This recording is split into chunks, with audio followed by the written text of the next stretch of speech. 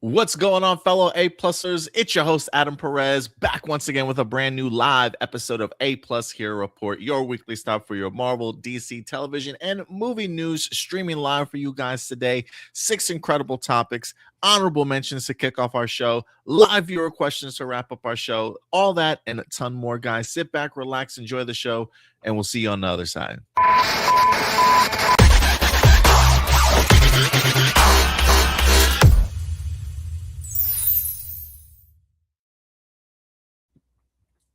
Going on, ladies and gentlemen, welcome to another episode of A-Plus Hero Report. It is your host, Adam Perez, joined none other than by my co-host, Stuart Branscombe in the house. Good to see you again, buddy. Good afternoon and good weekend. How are you doing, man? I'm doing excellent this weekend. It's been a really chill week for me. I've been using this week to so basically I mentioned last week that I played Resident Evil Requiem.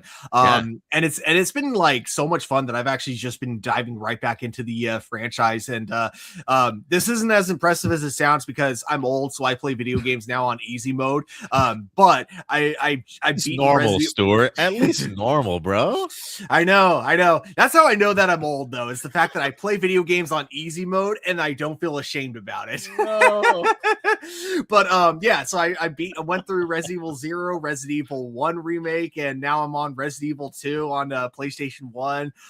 It's really fun. Also, holy crap, it's hilarious. If you ever download PlayStation 1 games on the PlayStation 4, I swear they're impossible to not be able to beat now because at least for this one, I know with Final Fantasy 7, when I played that, it had like an option to where you could turn on like an invincibility mode where you just like couldn't die. And now in Resident Evil 2 remake, they have a rewind feature, so you can literally just rewind, like let's say you die in like one area seconds. You could rewind like 10 seconds and then prevent yourself from dying. You could rewind up to like 2 minutes in the game, and it's just like this is impossible to not be able to beat now. Obviously you don't have to use that feature, but it's just hilarious that's like there now. It's like they just assume like modern gamers aren't going to be able to like get into like classic games without like a handicap of some sort.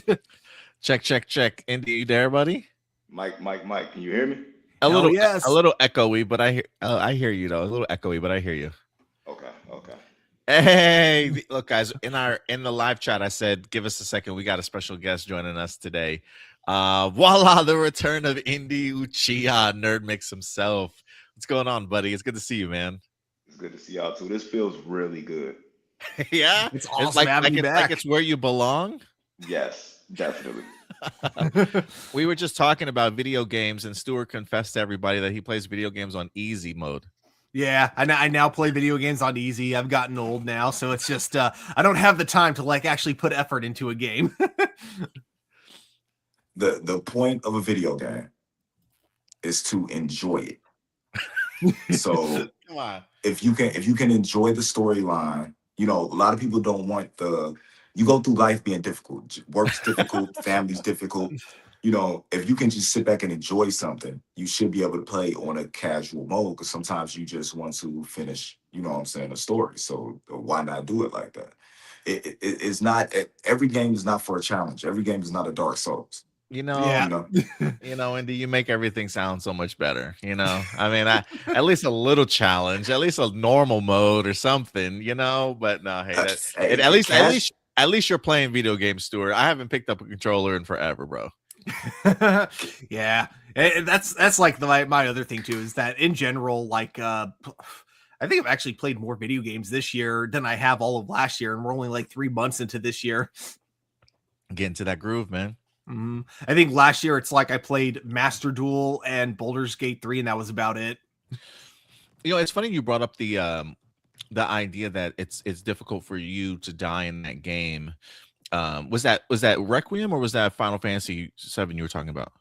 Oh, for both Final Fantasy 7 and Resident Evil 2, because of the like handicap features that they give you when you download it on the PlayStation Store. I remember I was on Instagram a couple weeks back and I saw something. I think I might have even shared it on our Instagram page.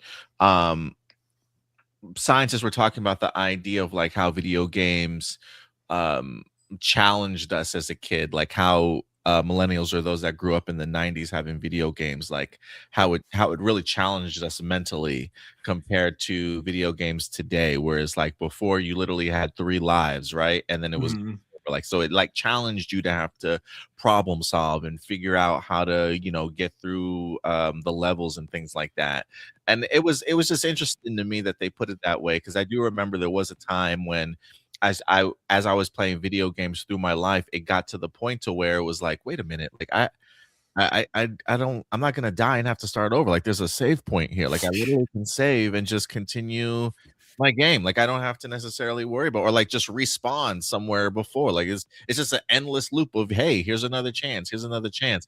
And I remember thinking to myself one day as a kid, like, yeah, I guess it's so much easier now to play these games. But yeah, I just thought it was interesting, just the concept and idea of how games have changed over the years, and just how I don't want to say games now aren't challenging, but just like how much different they were growing up as kids. Yeah. Everything isn't Lion King or the underwater level of Ninja Turtles.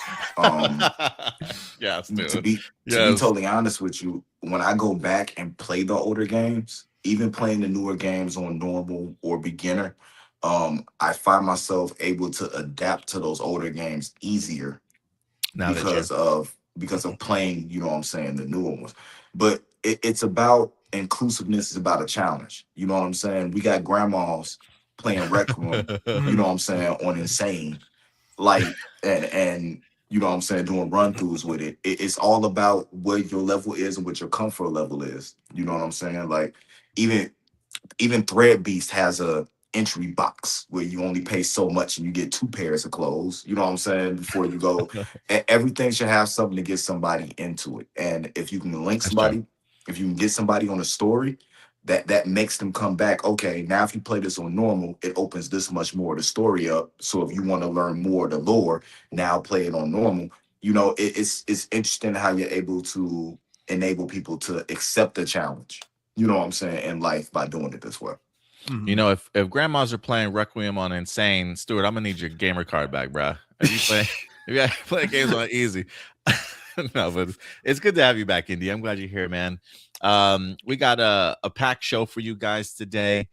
We got 6 incredible topics we're going to be diving into. We got some honorable mentions to kick things off, live viewer questions at the end. We'll see how long we can have Indy here, if he's going to be here for the whole show or not. But I think my little kiddo's probably going to join us at some point in time, maybe during the live viewer question segment. I got to watch Little Man while I wrap up the show at the same time. So hopefully that doesn't interfere too much. Man, that's But crazy. It's yeah, crazy. My we'll my see. my daughter was born during this podcast, and now she's 5. Yeah, Wow. my little man just turned 4. Yeah, So yeah, it's kind of crazy. We got little hero reporters growing up along with us, along with the show. Where should we go first? Before we get into our honorable mentions, I do want to give some love to people in the live chat with us here today. First off, if you haven't liked the video yet, please go ahead and subscribe to the channel. Feel free to share these videos if you're on Facebook, if you're on Twitter, wherever you're at watching us, YouTube. Share these videos. Let people know that we are currently live. And remember, at the end of the day, these are simply our A+ opinions. We always want to know yours. So as we go through these topics, feel free to let your thoughts be known in the live chat, because we love discussing things with you guys and hearing your guys' opinions on things as well. So let's go ahead and show some love to people that are in the live chat with us today. We got Ricky Perez up in the house. Saw the final trailer for the upcoming 2nd season of live action One Piece, and it will be arriving on Netflix soon. Is it this month? Is it March, right? I think it's the Mhm. end of March. So yeah, it's live One Piece season 2 on Netflix. Disney and Pixar just confirmed that a 3rd Monsters film is in development. Then Pixar's next film will be arriving in 2027 is Gato. Incredibles 3 in 2029 and Coco 2 in 2029. What's taking them so long to make a damn Coco 2? I don't know. That should be like, well, outside of maybe Incredibles 3, like those two should be at the forefront right now. I've been waiting for more of those. We also got tomorrow Nintendo Direct will be showing the final trailer for the Super Mario Galaxy movie after releasing in theaters on April 1st. How many trailers do we have for Mario? I feel like every week there's something brand new or like a TV spot, but I always feel like I'm seeing something new. Nickelodeon Animation Paramount Plus has confirmed the new TD animated Garfield, the cartoon series, will be coming soon. You know, I think I did read something about a new Garfield animated. I think Lamont, what's his name? The guy from New Girl. He's also going to be playing in the Spider-Noir series as Robbie Robinson, I believe. I think he's voicing Garfield. Lamont something. I can't remember his damn last name. But I think he's the one doing Garfield's voice. That's crazy, man. We get Garfield projects all the time. Can we get a little love for Heathcliff? Oh my God, I haven't heard a Heathcliff reference in years, bro. Heathcliff. Oh my gosh, I love it. We also got it was announced that a Zombies 5 movie is in development at Disney Channel. It'll be filming soon, and the movie will premiere 2027. Very cool. Blossom's in the house. What's up, Blossom? We got Peg C joining us here today. Peg C says, I'm recovering from my 6-day sickness. Damn, bro. Hope you don't got that soon, brother. Yeah, man. Hope you don't got that zombie virus going around. Be careful, brother. What else we got here? Hunter, what's up, Hunter?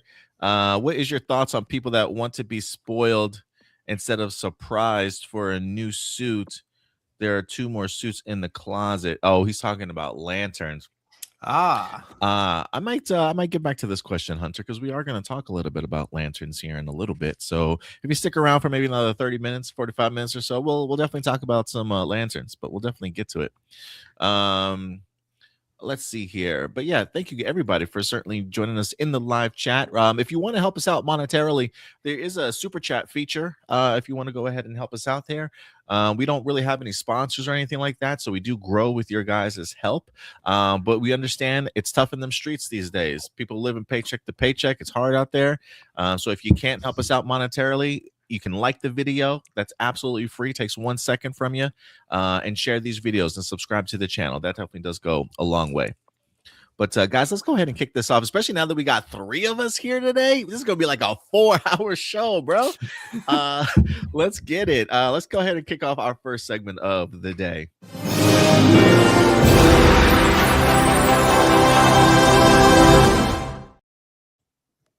We got some honorable mentions we're going to be discussing with you guys here today. First and foremost, we did get ourselves some new posters as The Boys' final season is among us. April 8th, I believe this winds up dropping. We actually got 2 new posters, one for the heroes and one for the villains here, Homelander and his gang. But yeah, they also dropped not only brand new posters, but we did get ourselves a brand new trailer for The Boys. I only had the opportunity to check out the trailer once. I don't know if you guys had the opportunity to see it. Did you guys watch it? I actually haven't watched it yet. How about you, Indy? Have you seen it? I am a Boys fanatic. This is probably my most anticipated series. I think The Boys replaced Supernatural for me. So Wow. Same showrunners, right? Yeah. So that's that's one of the reasons I'm really into it. Plus, we get the Supernatural reunion in this season. You know what I'm saying, of The Boys. So I'm looking forward to that. The trailer got me hyped. The only thing I'm concerned with this being the final season, I think they're going to rush the boys back together. You know, because the end of last season, they had that little animosity between them. I feel like something's going to force them back together quicker than I would forgive somebody. So maybe it's just me. But I'm really looking forward to this. I'm praying to see a tie-in from Gen V or an announcement soon during the middle, whatever, that we're going to get another season of Gen V. Because even though this is ending, I still want to live in this world. I did see 1 or 2 of the characters from Gen V pop up in this trailer very briefly. So I'm sure there's some connection. But yeah, I'll be curious to see where they go from the future if there's an announcement. But cool, man. Cool. I didn't know it replaced Supernatural for you. I know how much of a Supernatural head you were. So that's big news. We also got Skeleton Crews in the news this week. It wound up winning 4 Emmys, Children's and Family Emmy wins, especially most importantly, Outstanding Young Teen Series. I saw this and I immediately went to Twitter and I tagged Star Wars in it and I said, so season 2? We still haven't had a confirmation on it whatsoever. Although Will Polk from Cena Nerd, you've seen Will around here a few times. He did message me that on the website Production Weekly, I believe, which usually has like a list of films or series that are set to go into production. They did have Skeleton Crew season 2 on the list at some point in time to go into production later on this year. Production Weekly, I don't know how reliable or if they have hits or misses here and there. So I know sometimes Production Weekly does post stuff and it doesn't come to fruition. Because I haven't heard anything about a season 2 from Skeleton Crew as of yet, confirmed by Lucasfilm. A season 2 for me personally would be great. I had a fantastic time with it. But when you're winning awards like this, it's like, dude, come on, Disney, what are we doing, man? What are we doing? I don't know if Andor won anything or not, but I know it definitely got nominated for a bunch of stuff. So it's just like, come on, guys, let's get some more of these series. We also got a new Sonic 4 behind the scenes photo, as production has begun on the next Sonic movie. Can y'all believe that? We've gotten 3 Sonic movies, a limited series spinoff, and now we're working on our 4th one with the premiere of or the debut of Amy Rose being voiced by Kristen. Damn it, what's her name? The girl from no, not Kristen Dunst. She was in oh my god, why am I drawing a blank right now? While you're trying to remember, why do I feel like somebody at Sonic likes Christian Bale? Why do I feel like somebody likes John Wick a lot when they did this promo photo? I mean, did you see Sonic 3? Yeah, I wouldn't doubt it.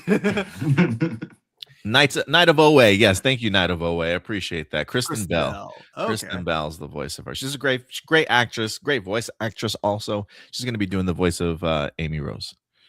Night of Owe also said, I would love a season 2 of Skeleton Crew. I love more upbeat Star Wars stuff. Yeah, I dug it. I really dug it. I had a fun time with it. I think I'm obsessed Skeleton Crew won those awards. Stop it. What else we got here in the in honorable mentions? I guess we're getting ready for the Brazilian convention CCXP soon.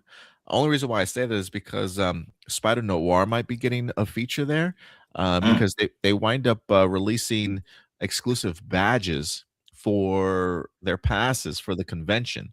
And it gives us brand new looks at Spider-Noir characters in here. You got the villain Silvermane. You got Cat Hardy, who a lot of people are supposed to be Black Cat, maybe in this series. We also got the Sandman in this cool design for the badge promos. We also got Electro on here also. And I don't know who this gentleman is supposed to be. They haven't confirmed anything. I wonder if this is like I don't know who this is supposed to be. Maybe like a pre-Tombstone. Maybe this is like a Hammerhead or something. I don't know. But they haven't released anything yet about who they are. But some new photos in regards to or at least images in regards to Spider-Noir. Okay. I love these poster designs. They very much fit the like time period that it's all taking place in.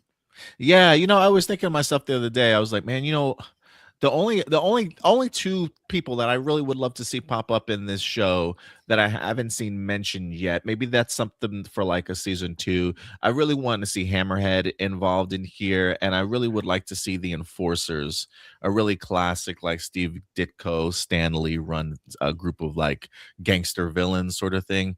I just think that it would fit into the aesthetic of the show really well. And then not last but not least, but we do have The Exorcist is in the news here this week because the casting for this movie continues to just impress the hell out of me. This is going to be Mike Flanagan, who's returning to do The Exorcist. We've already announced Scarlett Johansson. I think this week they also announced John Leguizamo is going to be a part of this movie. Sasha Calle, formerly our Supergirl, is going to be in here. They already got Chiwetel Ejiofor attached. Lawrence Fishburne is in here.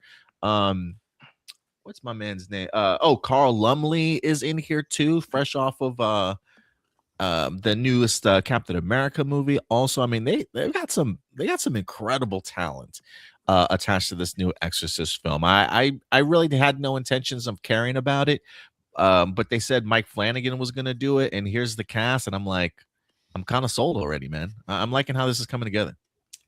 Yeah, it's weird because like the last reboot, I don't know how that one. I remember like it didn't get a lot of like positive reviews. So yeah, I guess the thought rather than just kind of like going, all right, we'll just shelve it for now, come back to it later. It was just nope, we're gonna try again, but we're gonna start completely from scratch, different director, different writing team. Yeah, it's crazy because that when they relaunched The Exorcist, I think it was planned for a trilogy. I think they had the intentions of doing like 3 films for it. And the fact that they literally did one and people were like, no, we're done. We're done here.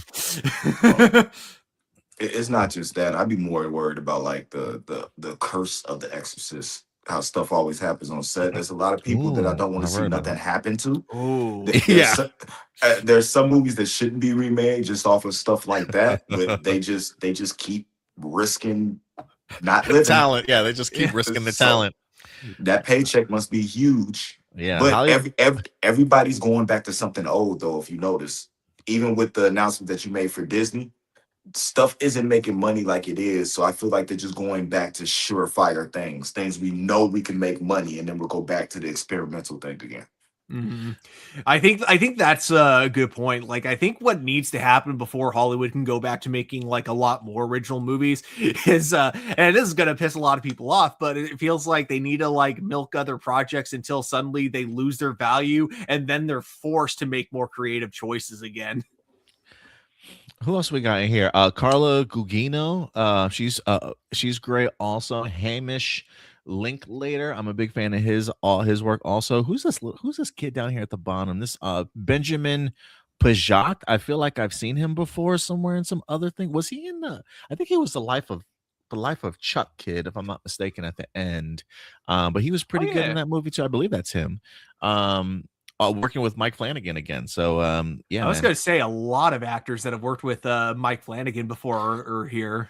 Yeah, Chiwetel Ejiofor was also in The Life of Chuck, also, if I'm not mistaken. So was Carl Lumley, and he was. That's right. Was Samantha also in it? I forgot. I know that she's definitely worked with Mike Flanagan before. Yeah, I feel like Mike Flanagan's doing a lot of work right now too. He's I think he's also adapting another Stephen King movie, if I'm not mistaken. He's calling. I feel like he's calling in every favor ever. Yo, for real, he really is. He did the Carrie series. He's doing the new Carrie series also, if I'm not mistaken. He did write Clayface, but he's not directing it because Homeboy's he's been piled up and busy with a bunch of other stuff. But this is the cast for The Exorcist. Pay attention to this one, guys. Don't let this don't sleep on that one for sure.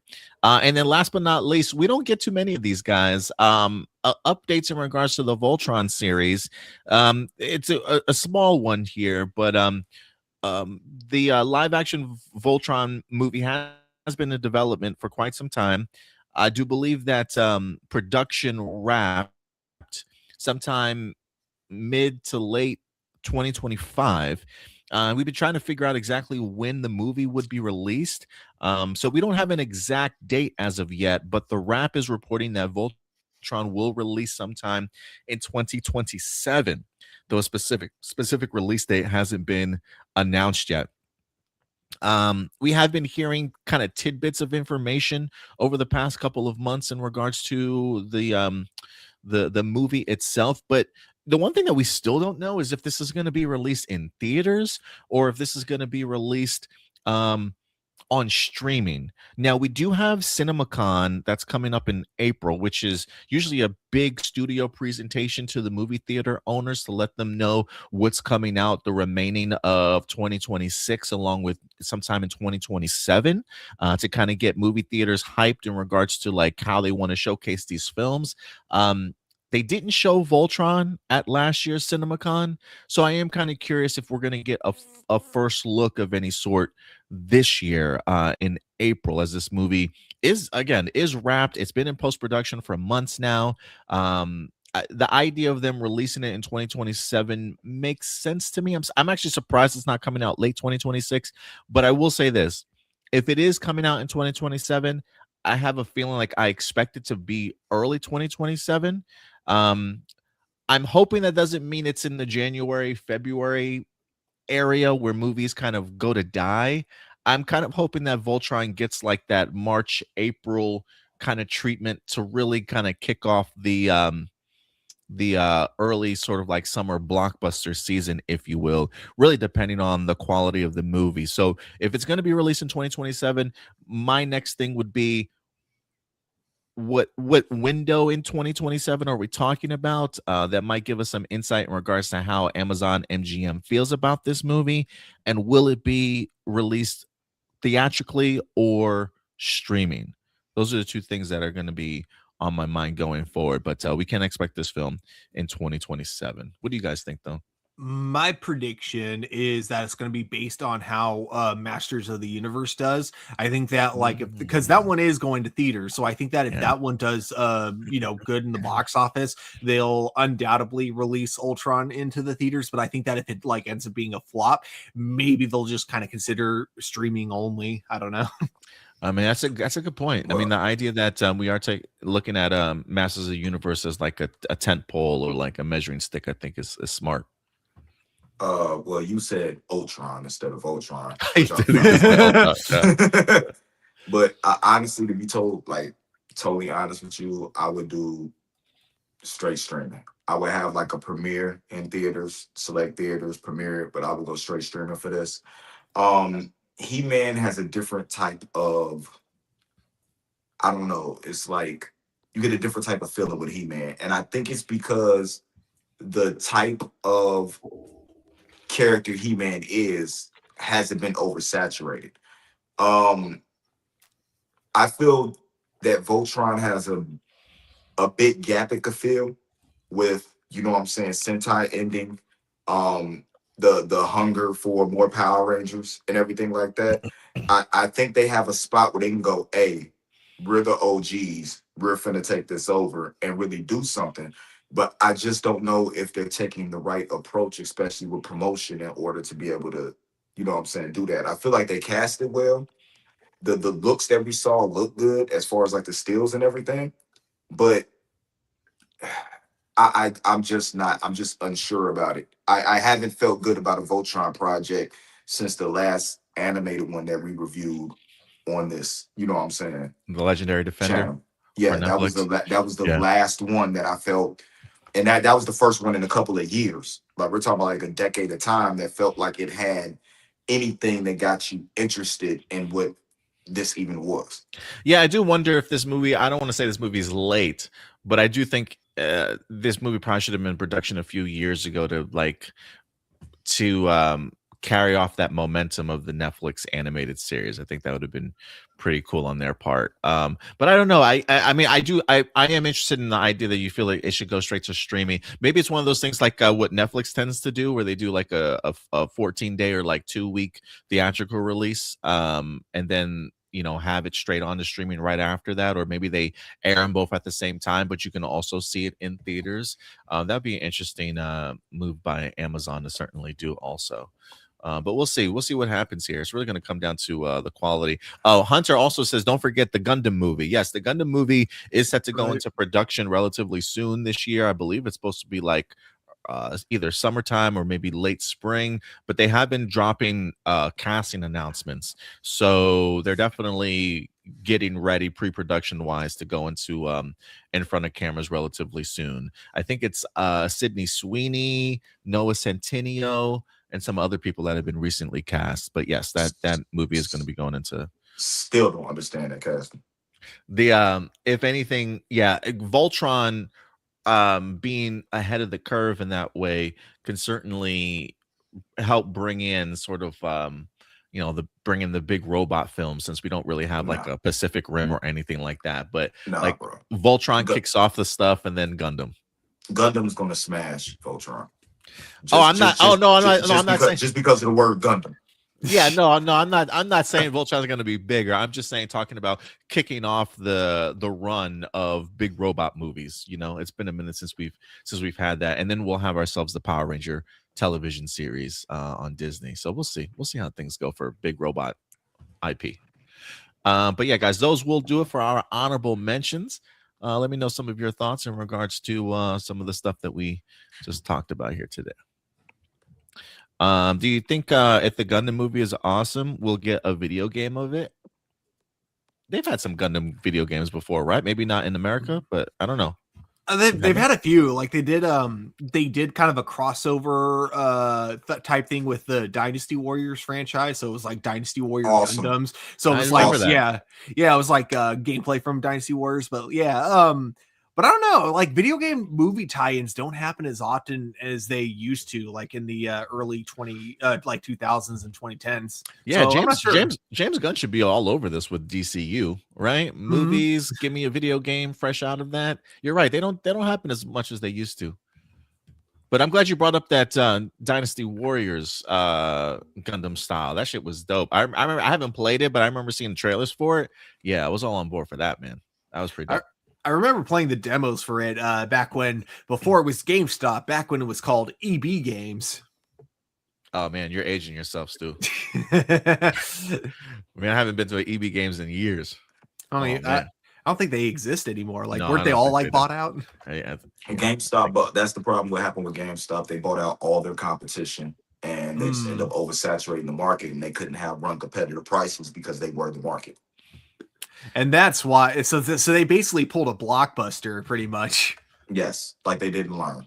Does GameStop still do like midnight releases and stuff, and have like lines of people outside? No, they do 9 p.m. releases because of the way digital works.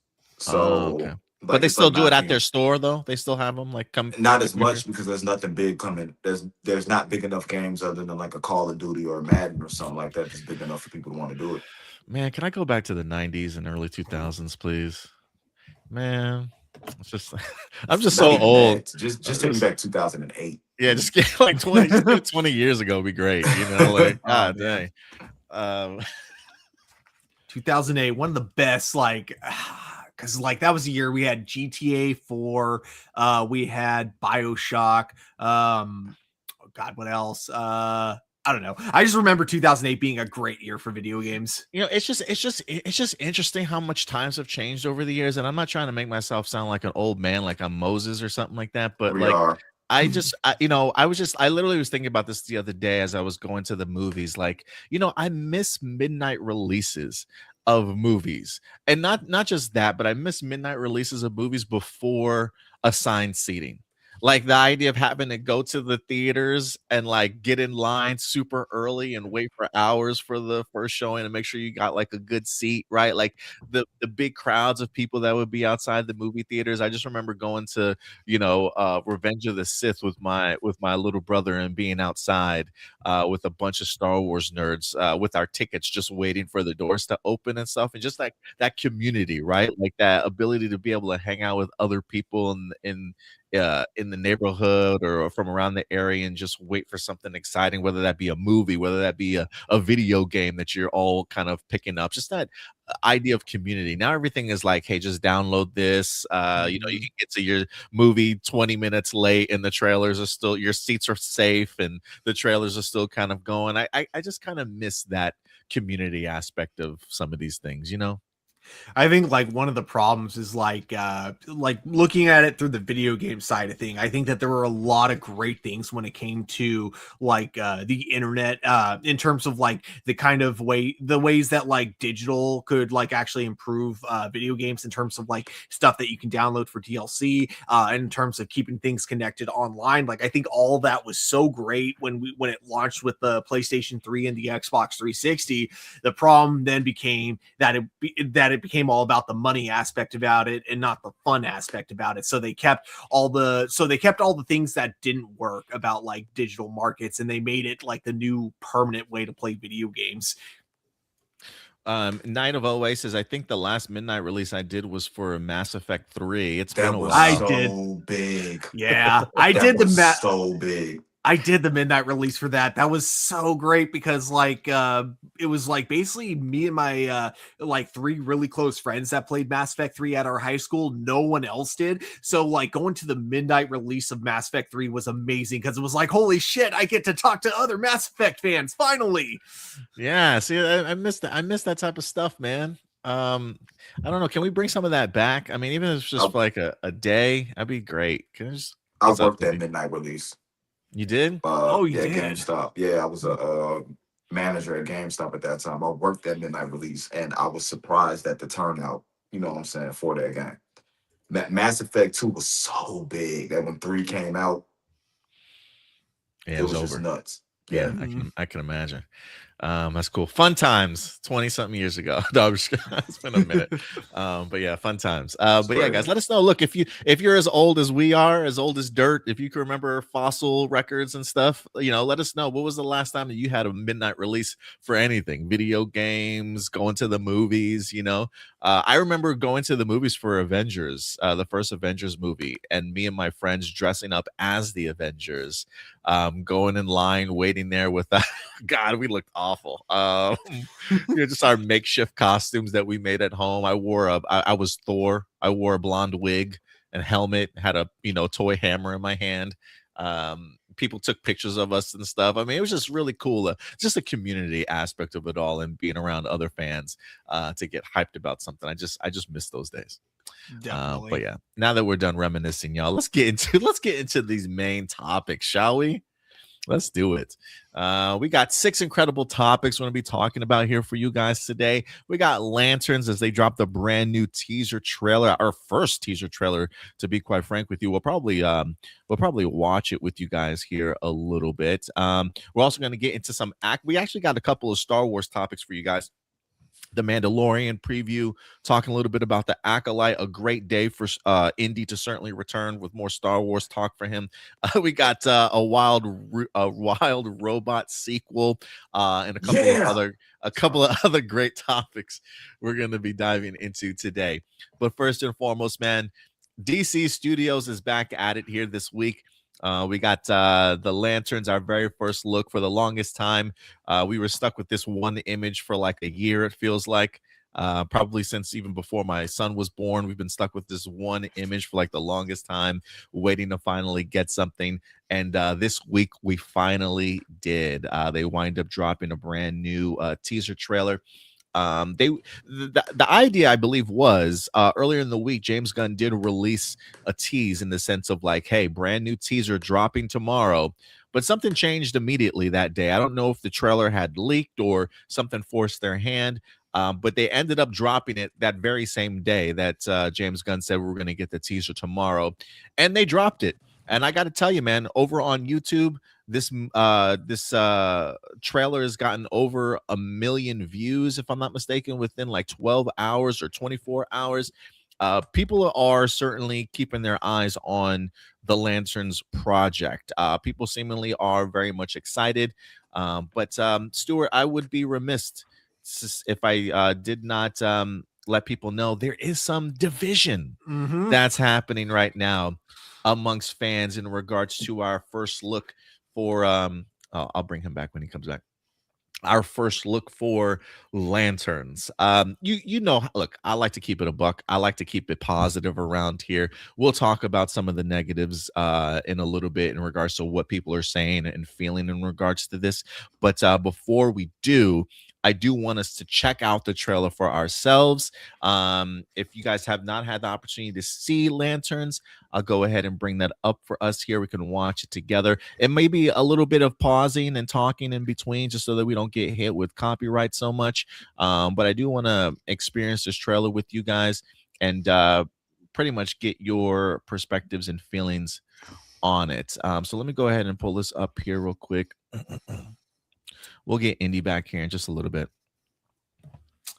But yeah, I am really excited to hear your thoughts on this because when I saw this trailer, my first thought was the internet's going to be mixed about this, and holy shit, I was right. It's funny you say that because I remember I remember finishing it too, and I think I did a video over on I think I did a video over on TikTok. I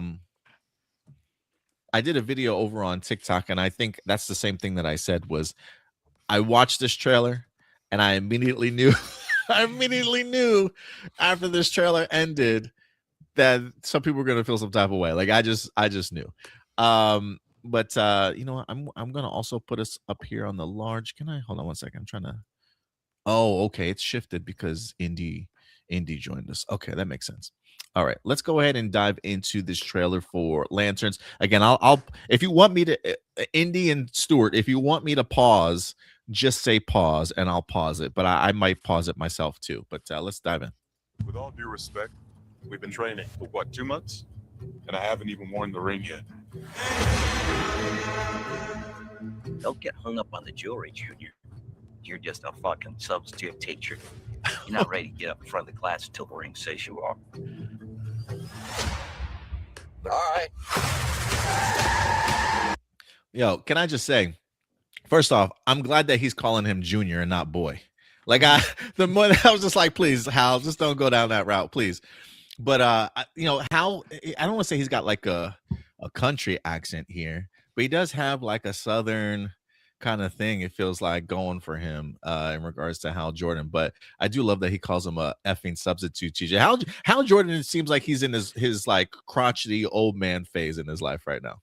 Definitely. Like, okay, so I think that I think I could say this just from this like little bit here alone. Like, I think personality wise, they've kind of nailed Hal Jordan and Jon Stewart here, at least with their dynamic.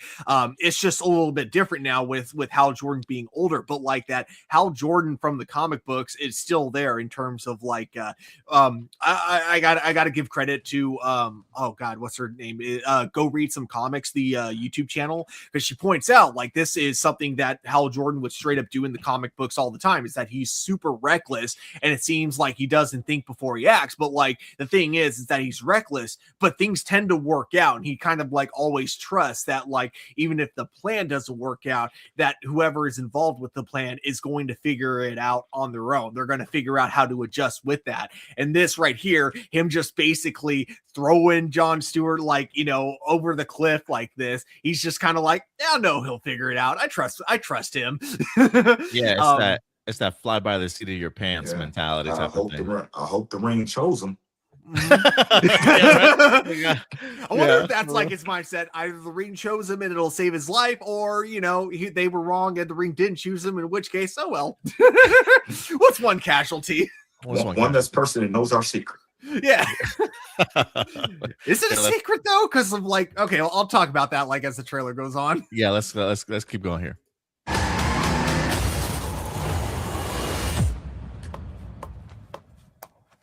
I could have died. You want me to train you? I'm training you. That's some tough training, boy. Something is off here. I can feel it.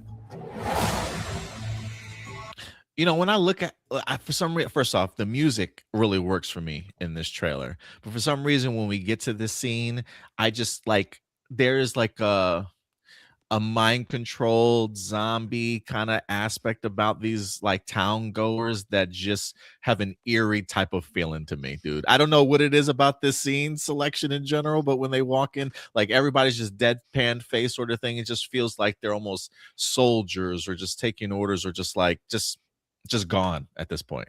Really trippy. This is my town. You're a big shot. Noted. But stay the fuck out of my way. Think she hates your guts. It's the way she hates them. Pause. Okay, I actually really like that line because it kind of implies that like Hal Jordan purposely wants to be unlikable, as if like one way he kind of figures people out, one way he reads people is I guess just being a total piece of shit, and like the way people react to him being a total piece of shit is how he's able to find out like what makes people tick. So that's kind of an interesting thing about his character, and I wonder if that's just something that's like a skill he's just learned like over time with age. This is a stupid plan. Not that stupid. That I don't know. Yo. I've had stupider. Yeah, that I don't doubt. Dude, I love the dialogue in this trailer so far. I really do. I mean, through this whole thing, it looks like Jon Stewart is just fed up. Like Yo, he's like, why does he he's have to over train it. me? Bro, Yeah. he's Where's over it. Kilowog? Why can't Kilowog train me? Why does he have to train me? I think at this point he would probably prefer Guy Gardner. Yeah, for real, right? Somebody did mention in here, was it Hunter? Talked about what is your thoughts on people that want to be spoiled instead of surprised for a new suit? There are 2 more suits in the closet. Yeah, are we under the impression those are 2 other lantern suits? What do you guys think? Do you think this is like I don't know, it's just like I guess this is a regular suit from him? Does he have 2 other suits? Do you think there's going to be a costume change at some point? What do you think about this? 100% think there's going to be a costume change. I think the reason the suit that we see, the only one that we see looks like very like bland, is because it's supposed to represent like how Jordan like how he kind of feels right now, and it's like old, it's worn out, it doesn't look very appealing, which is kind of like a perfect representation of like how Jordan's state of mind at the moment. He's been through the ringer for sure. Yeah, I think it might have something to do with his willpower. Like, you know what I'm saying? There's a time how Jordan used that nobody had more will than him. Like, the reason his ring was so powerful, and he was so powerful as a Green Lantern, is because nobody could will more than him. What if now something happened and he just doesn't have, he's just tired, worn out, and just doesn't have the will to do it anymore? Maybe that's why he's trying to train a replacement. I love that. Who knows? Maybe John's the key to unlocking that willpower again for him too. You know, maybe they both help each other out in this series. But that's a good point. Maybe he's his willpower's a little bit drained at this point in his life. Maybe he's training Jon Stewart against his own will, because they know he's getting old. He can't do this forever. Yeah, no, it's definitely a possibility. Yeah, for sure. Green Lantern's oath is to protect people. We both know I do a better job of this than you. This is my job. As long as I'm alive, that ain't changing. Woo! So take a deep breath, Junior. You're old.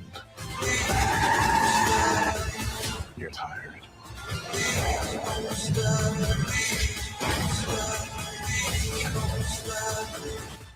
And your time is up.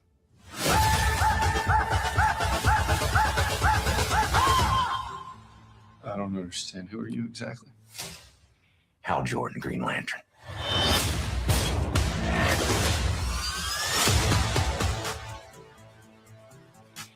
Have you ever talked with the other Lanterns? I'm the only human. They're aliens. One of them's a fucking squirrel. I do want to talk about that line real quick here. You know, he asks him if he talks to other lanterns, and he just says, you know, I'm the only human. The rest of them are aliens. I mean, we know that to not be the case, though. We know that Guy Gardner's out there also, so he's clearly not the only human. But I am kind of curious as to what do you guys think about that line? Do you think that's a mishap in regards to the writing? Do you think they're insinuating something here? What do you guys think about that? It's undoubtedly like a purposeful line. I think there's just context missing because here's the thing. It does seem edited. Yeah. It does seem like edited. Yeah, because we know that Guy Gardner's going to be in a episode, I believe. I don't think he's going to be in any more than that, because Nathan Fillion himself was like saying, I've never dropped so many F-bombs before in any project, which I thought was funny. So we know Guy Gardner's going to be in it. So what I kind of think is that this conversation is happening after they meet Guy Gardner, and this is him kind of going like other Green Lanterns, as in others besides Guy Gardner, you know, because I'm assuming when Guy Gardner's in the show, I'm assuming both Jon Stewart and Hal Jordan, the one thing they're both going to be able to agree on is this guy kind of sucks.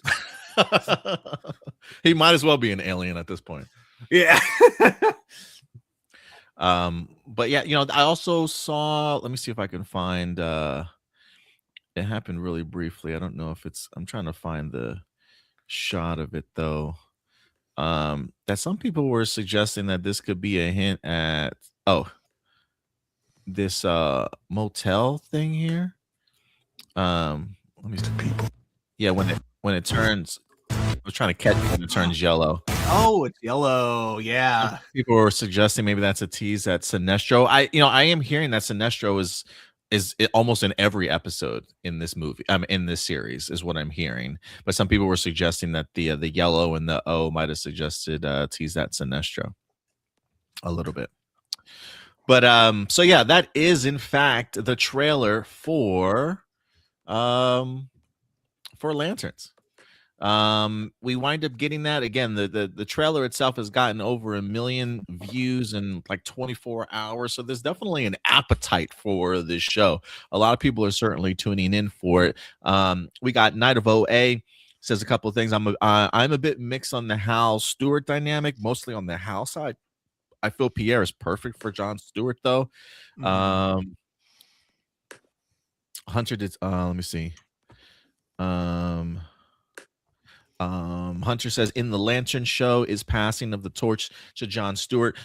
Andy, you did talk about the idea of like Hal being reluctant to the training of Jon Stewart being kind of thrust onto him. It definitely feels like that from the trailer itself, because it does seem to be a level of resentment and animosity towards Jon Stewart for him being in this position of knowing that he's supposed to be the one to take over Hal's role, and Hal's just really not ready to give up his position at this point. Yeah, I definitely feel that. I feel like it's more of a maybe Stewart knows who Hal is, knows what Hal's done the past couple of years, and it's like it almost feels like he talks to him like he doesn't respect him. There's no respect there between the two. Yeah, I mean, even him saying something like I'm better at protecting people than you. I'm just like, damn, like that's a bold line, And then I even love how, like, in that shot, Hal Jordan just kind of like looks at him like, seriously? Yeah, it's pretty crazy. Marcelina says many people are now going back and apologizing to Ryan Reynolds' Green Lantern movie because the movie at least embraced the Green Lantern lore and had more green. So let's talk about this real quick, because that's really what it's coming down to. Like the issue that people are having with the trailer or the show so far is lack of green. There's really no green. I mean, the colors in this are very muted, very dull. You get hints of it, but it's really non-existent in certain aspects. And I think people are really wanting to kind of embrace the sci-fi intergalactic cosmo superhero aspect of Green Lantern. More suits, more constructs, more green, more aliens, whatever the case may be. And considering the fact that this is a teaser trailer, this is really our only first look that we've had at this series before the series winds up dropping all the way out in August. So I definitely expect another official trailer, maybe 2 more official trailers. It wouldn't surprise me if we get some sort of presentation at maybe San Diego Comic-Con if DC Studios is in attendance. I just feel like the more that we get, the more they will eventually show. But as far as a teaser trailer, I think people were certainly expecting a lot more, and that's really what the divisiveness that's going, or the discourse, I should say, is going out about this series. What do you guys think about how people are feeling, though? You think you think it's fair? Do you think it's overblown? I'm kind of curious what you guys think. I don't know where Andy went.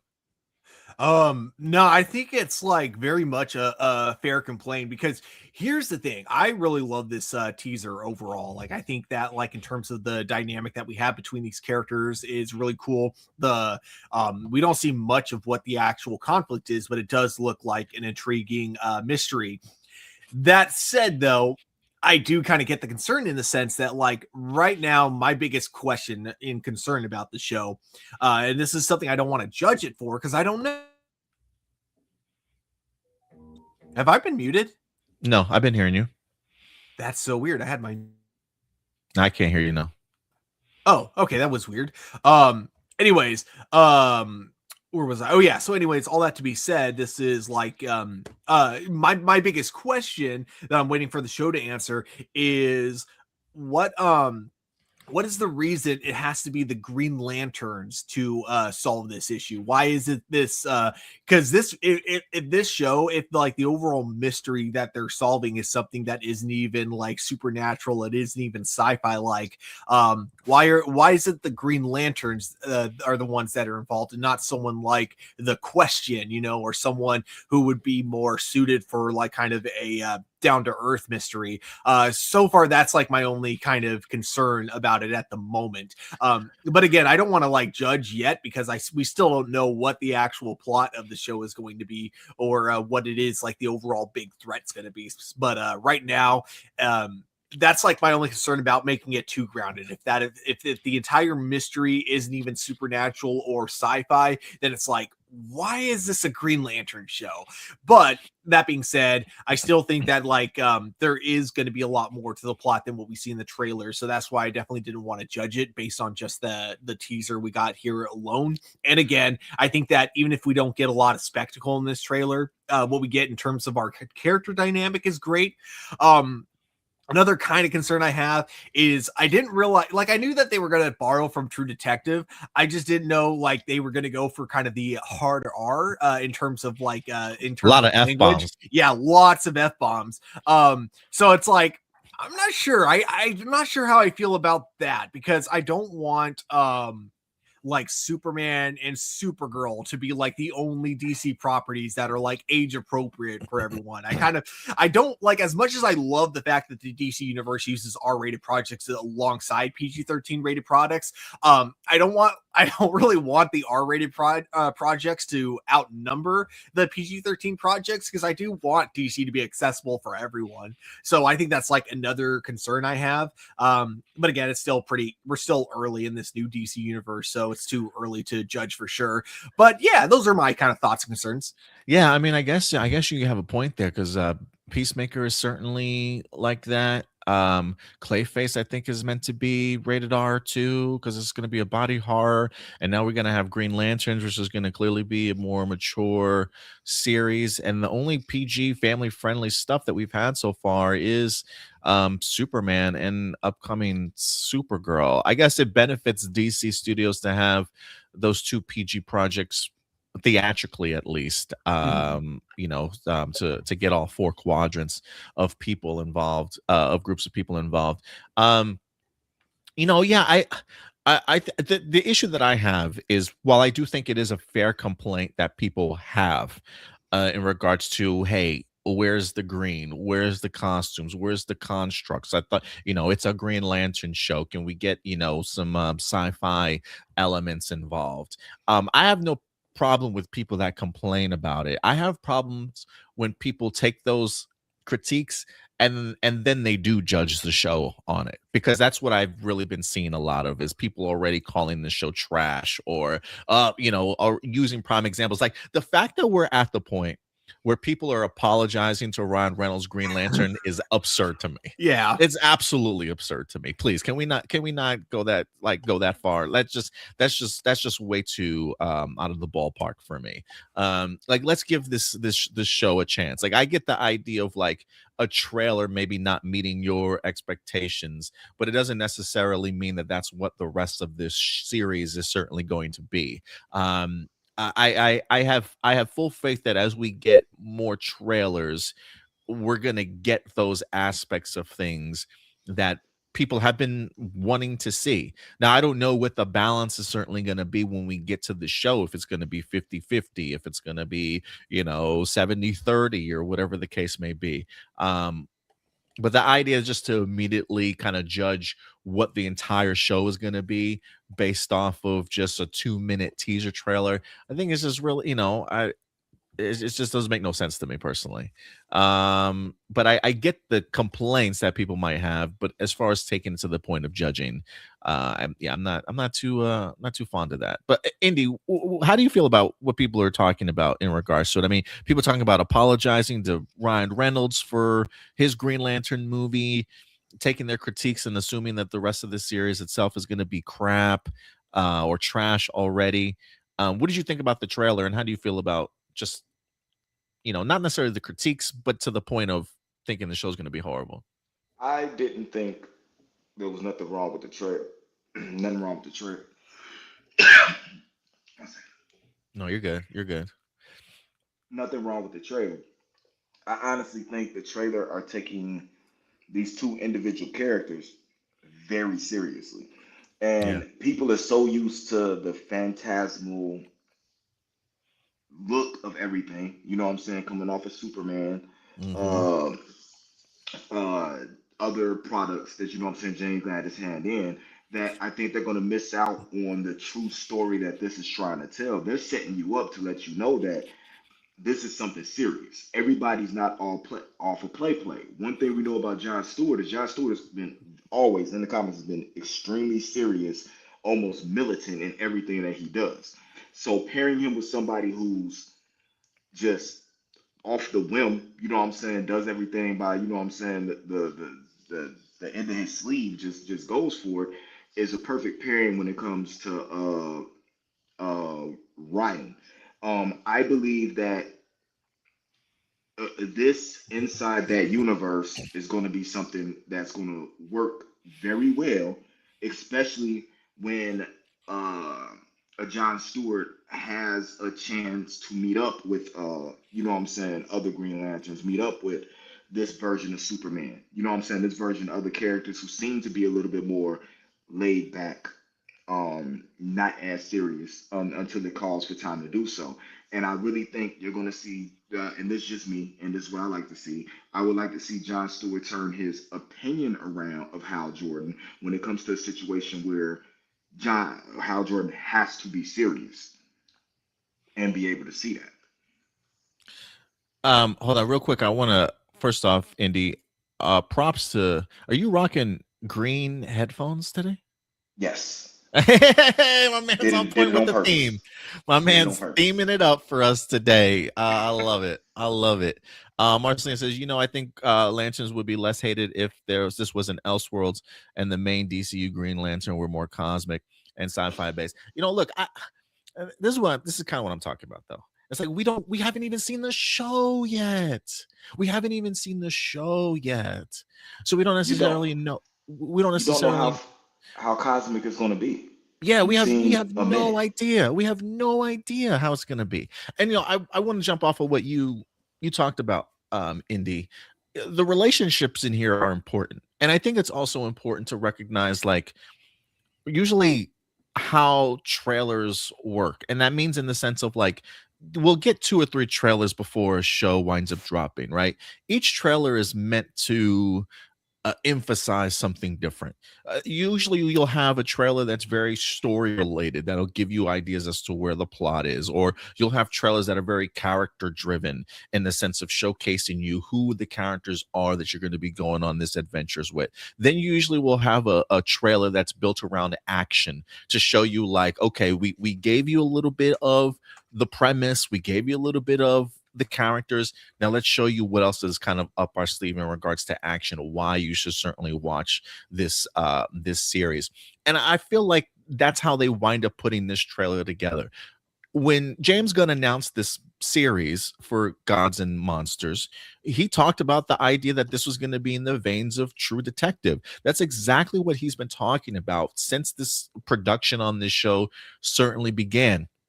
And so, if that's how you have been selling this show to general audiences and to fans of the DCU, I think your job is to then put forth a trailer that emphasizes this is exactly what we talked about. Like, this isn't a case of like you going to a car dealership and somebody selling you on the car and then yet selling you a lemon, right? Like, this is James Gunn promising you, hey, this is going to be a True Detective-esque sort of style show.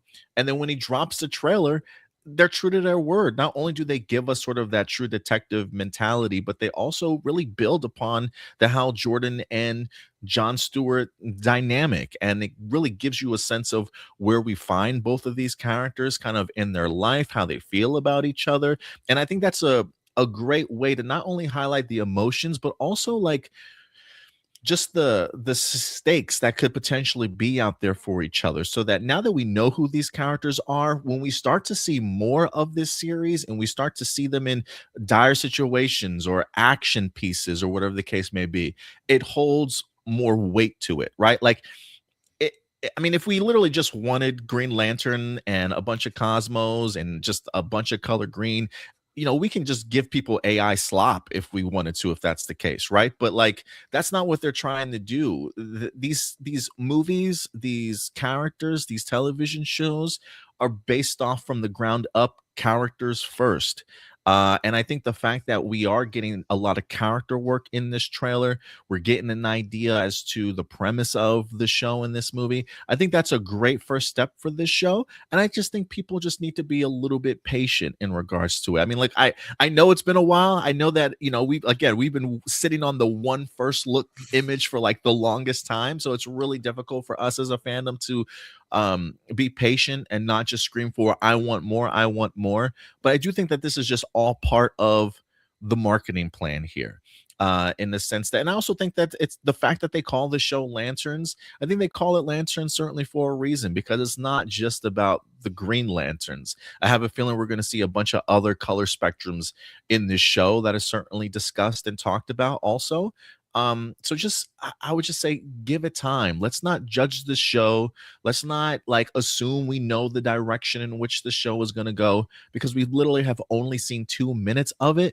And look, we had a Green Lantern in this clip.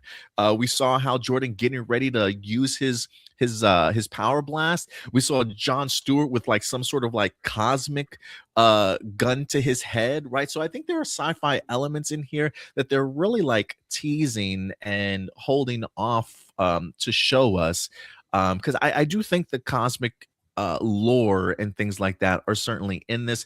I just think when it comes to promoting and marketing, I think they're just giving you what it is that they said that they were going to give you, and then they'll eventually tease you with more and other things. But I think it's coming. I think it's coming though. Okay. Yeah. Go ahead. I think what Go ahead, Stuart. sorry. I think what it kind of comes down to, think of it in like kind of the Power Rangers kind of sense, in that like one of the big rules of being Power Ranger, never escalate a fight. And I think that there might be a cosmic mystery behind this whole thing. I think there is too. Yeah. But if you go in as a Green Lantern trying to solve this mystery, you're not gonna accomplish anything. People are gonna see the Green Lantern, they're gonna think, oh crap, we gotta do a better job of hiding this big conspiracy or something. They're gonna give away like whatever kind of cover they have. But if you go in as Hal Jordan and Jon Stewart, just it sounds like it's implied they know he's the Green Lantern, but he's not suited up. He's not using any of his powers. I think they're just not going to see him as much of a threat, as much of a threat, and therefore they may like kind of slip up a little more. Again, I think like what it comes down to is that it seems like Hal Jordan wants people to underestimate him, and I think that's why we don't see him using his Green Lantern powers in this in this trailer so far. I think he wants to be underestimated. But yeah, I think the big thing I agree with you with is that way too many people are jumping to conclusions, and I can kind of see where it comes from, because yes, you don't see much spectacle in this trailer. And even before this trailer came out, they were saying that they wanted a true detective vibe to it. But even though I gave my concern of, I really hope this justifies being a Lantern show, I think it will. I think it'd be weird if it didn't. I think it'd be weird if it didn't. Yeah. Last thing I'll say about it is that I almost feel like in a way this idea almost backfired, but it's like, I think because a lot of people don't believe anything James Gunn produces is going to like feel different from a James Gunn project. And that's all going to have like kind of that similar goofy tone that he's so used to. It almost feels like this was kind of like made in a response to that, as a way to show, hey, no, we are not afraid of trying new things, of trying different, branching out to different ways of telling stories and all that. But at the same time, I think that the internet took it as, oh, see, they're not even going to give anything like fantastical in this movie, which like I said, I don't think that's going to be the case. I think there's a lot that's happening in the show that they're keeping from us. And I look forward to seeing it unravel. Yeah. It's one. Oh, go ahead. No, you go ahead, Andy. I give you one even better than that. There's a cosmic entity to, being a Green Lantern. But there's a reason why Green Lanterns from Earth were so good at the job, that they have, is because of their emotional spectrum and the way they're able to, control emotions, the willpower they have, that nobody seemed to have more will than what you know what I'm saying, humans of Earth to, you know what I'm saying, portray. So if you jump off into the cosmic thing and just throw Jon Stewart into that, you know what I'm saying, does he lose his his essence of being human? You know what I'm saying? When you got Hal Jordan, somebody who's been around, you know what I'm saying, weathered the storm, maybe he knows there's a base in something that made him so good that it happened, you know what I'm saying, on Earth.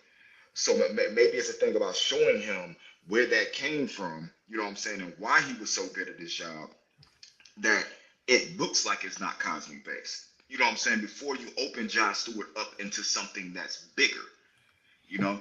And as far as yeah, they love this topic, don't they? What, the comments? Yeah. Oh yeah, yeah. Well, we'll get to some of the other Yeah. comments. But yeah, I don't see any issue with it. I know I feel this compared to the Joker movie. I feel like the Joker movie was straight Elseworld. You know what I'm saying? Because it wasn't set in the DC universe. It was a different interpretation on how the Joker was created. I just didn't like the movie. That wasn't, you know what I'm saying? At the time, you have Batman Who Laughs and other stuff coming out. There was better interpretations of the Joker out than that interpretation of Joker to me. Hence the second movie. But I just feel like we're overlooking just the nuance of what we're going to see from this Lantern show. Like, they're not going to give everything away in one trailer. They gave us one steal for over a year.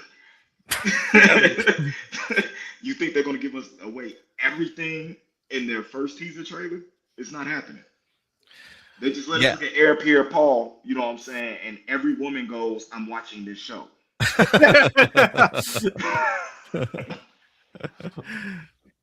Yeah, I had something on the tip of my tongue too, and I can't remember what it was. I lost it. I'm sure it'll come back to me though. Let me go to some of the comments here.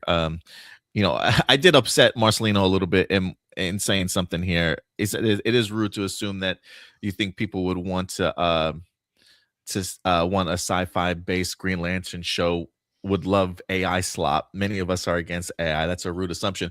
Bro, let me tell you something. I've been on Twitter all the time, and I see a ton of AI slop that's sent my way or that's posted where people are like, this is all we wanted. And it's like Green Lantern fighting, you know, and it's just like an AI thing that's been kind of put together just to show Green Lantern, you know, constructs and fighting other heroes and stuff, right? So there are people that are already out there creating AI slop to as an argument of this is all we wanted to see, sort of thing. And you know what? All that stuff is soulless. There's no like stakes involved. It's just action thrown on the screen. There's no emotional connection to any of these characters, sort of thing.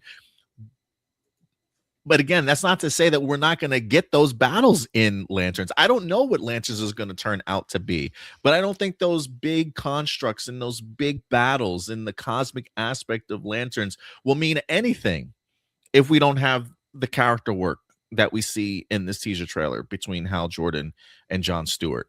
And so again, it's the assumption of thinking that we know what a series is going to be before we even see the show itself, and already saying other things are better than it's been 2 minutes.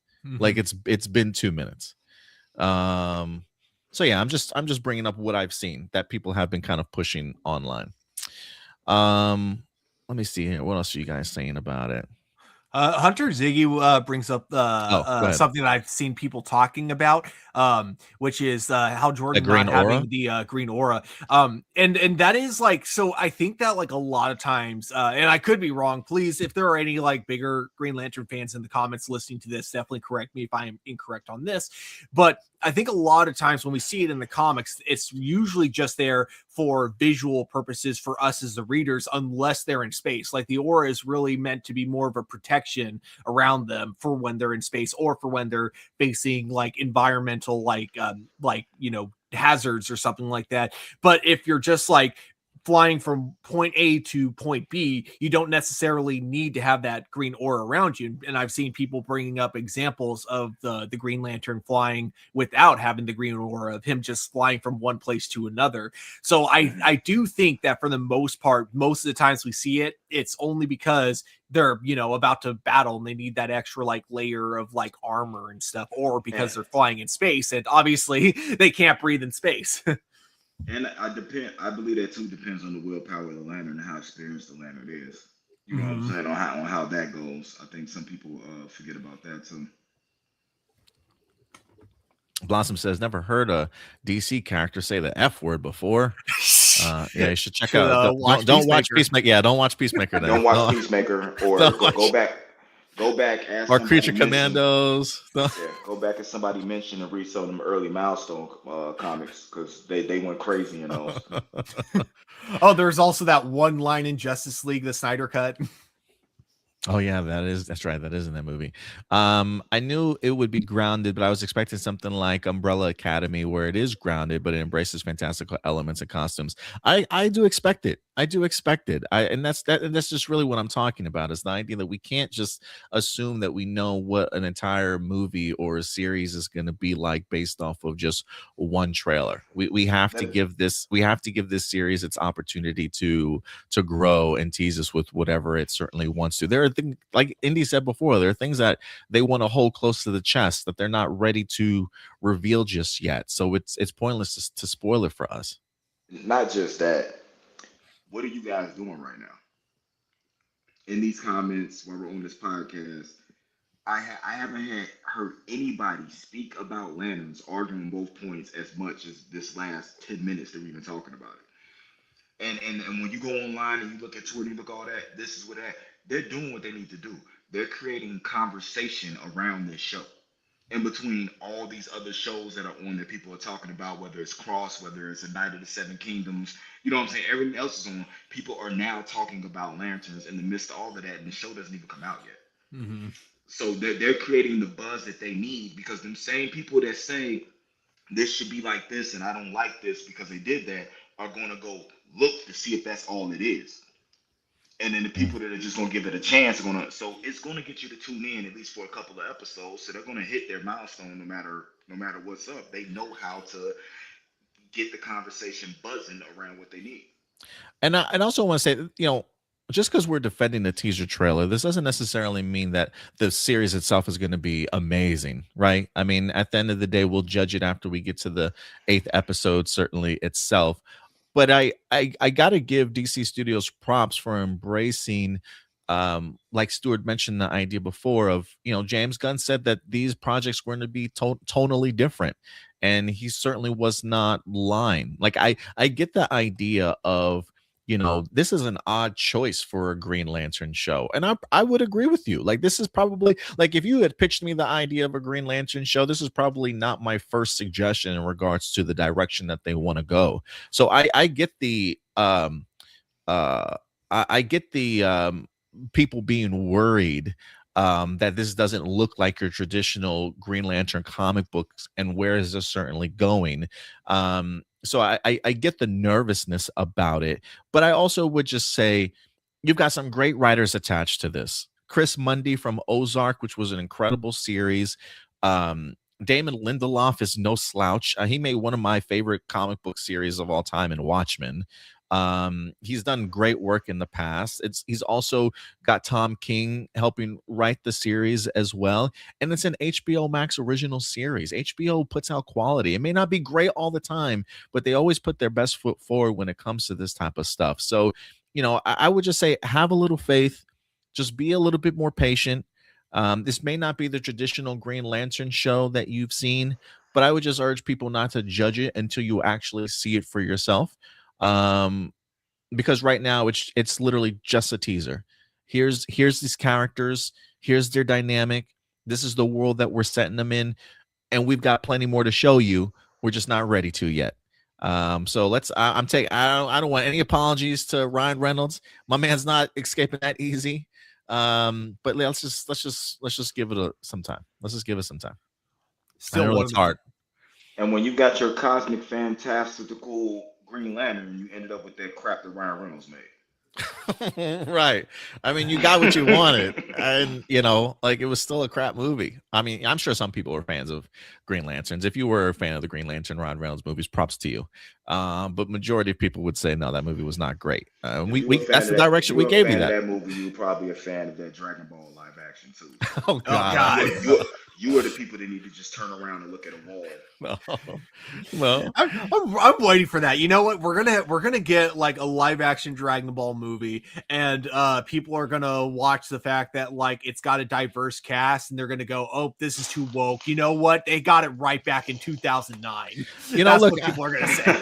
you know, look, we could walk away from Lanterns and think to ourselves like, Ryan Reynolds' Green Lantern is like on one spectrum of horrible, and then maybe Lanterns is on the other spectrum of horrible, like too grounded and too fantastical, and maybe we still need a project that needs to be balanced a little bit more. Who knows? I really have no idea. The point I'm just making is, let's pump the brakes, guys. Okay, let's not make crazy assumptions about something we barely know anything about right now. We can't put John Cena in everything. Yes. God.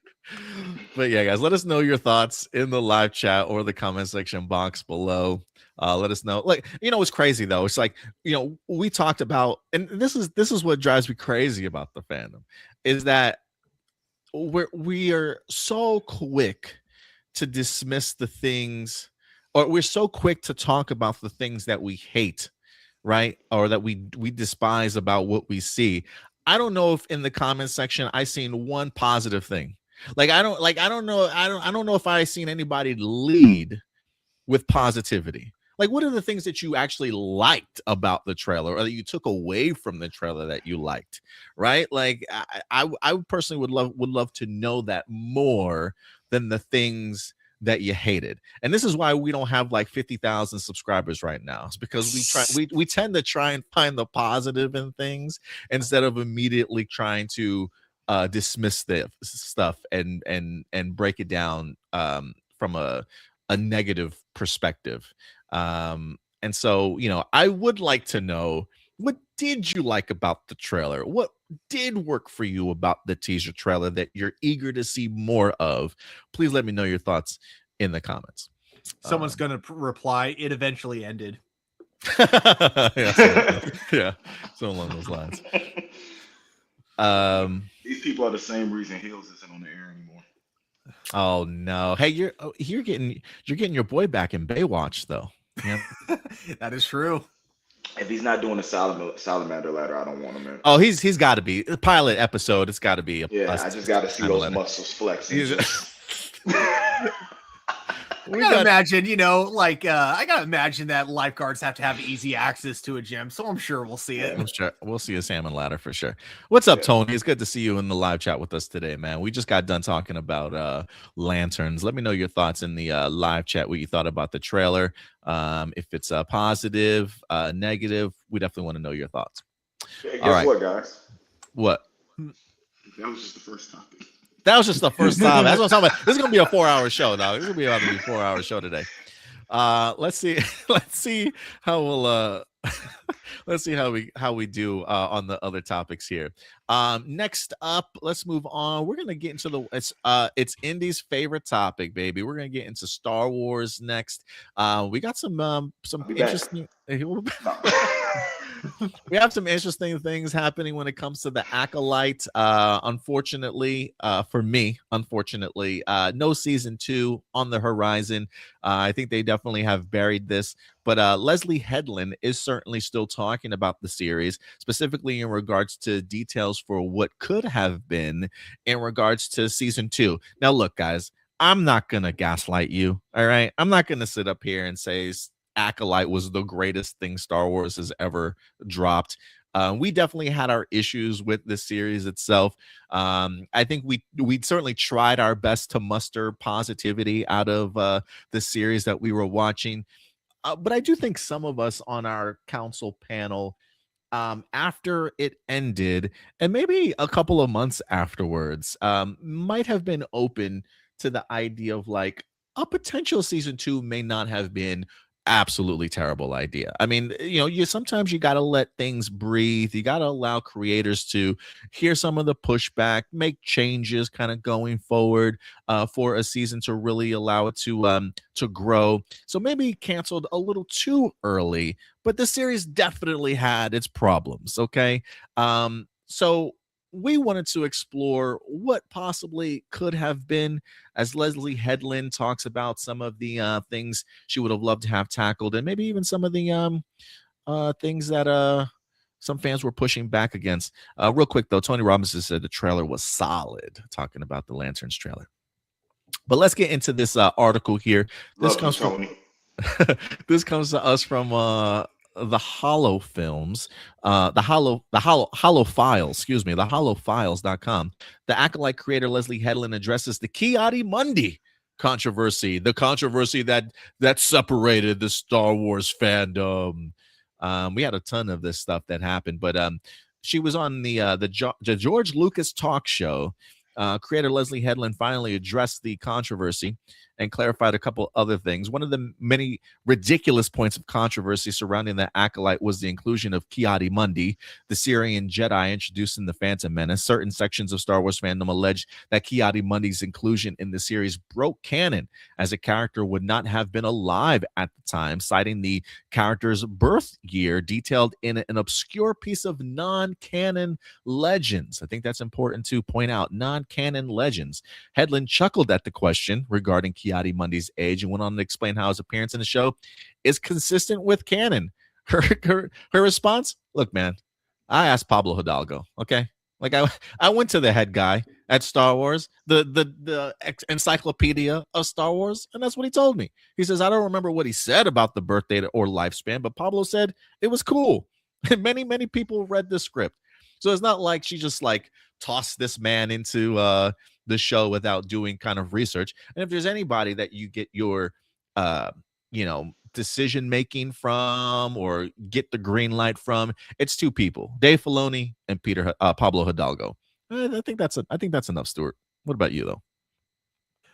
Yeah, to me, this was always such a stupid complaint from the beginning. Like, Ki-Adi-Mundi's age was never a factor when it came to the grand scheme of the Star Wars universe. And like, I didn't even know anything about a species or like what their lifespan was, because it never came up in a single episode of the Clone Wars. The only reason people know about this is because, like you put it, it's a now no longer canon Star Wars Legends. It wasn't the visual dictionary, was it? It was like something that had them in, but it was Legends. And then even at the time, like, here's the thing, like, a lot of people want to pretend that George Lucas was like full on with the writers when it came to like Star Wars expanded universe, that he was like, communicating with them. Was like, no. Yes, he borrowed things from them every now and then, like the double-bladed lightsaber. Yes, that did originate from Legends, but no, he did not consider everything from like expanded universe to be canon. He would just, if he liked something, he would use it in the movies, and if not, he wouldn't really come up. So the thing about his age is that even though it's may say it was like he was like 58 during the prequels, that was never canon, even during the era of the prequels, So, yeah, this was, again, I think it just kind of goes to the fact that there were people that didn't like the show, and that's fine. There were plenty of reasons not to like the Acolyte, but like, because they just weren't smart enough to come up with like good critiques, they have to go for like just the lowest hanging fruits they can find. And that is, in this personal case, Ki-Adi-Mundi's age doesn't match Legends. The show disrespects Star Wars. And I think my favorite thing about her response is just mentioning like the many people that she goes through for writing this, because it's not like one writer is going to decide, I don't like this, so I'm just going to retcon it in this. It's like, no, there are layers to what they go through to, finish a script.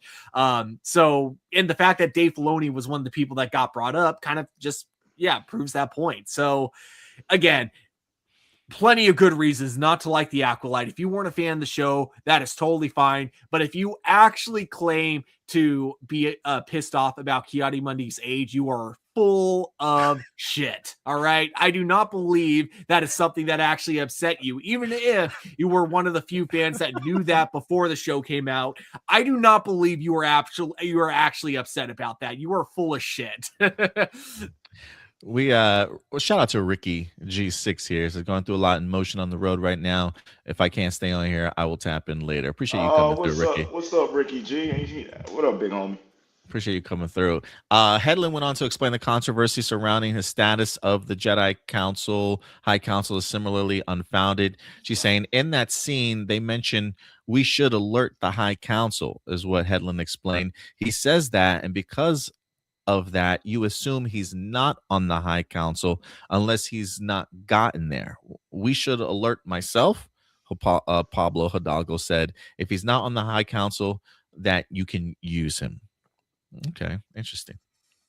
We also got Quamir here, true Sith or imposter.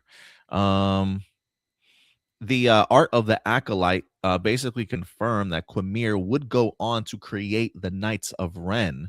When asked if Quamir was a true Sith, however, Headland succinctly said no.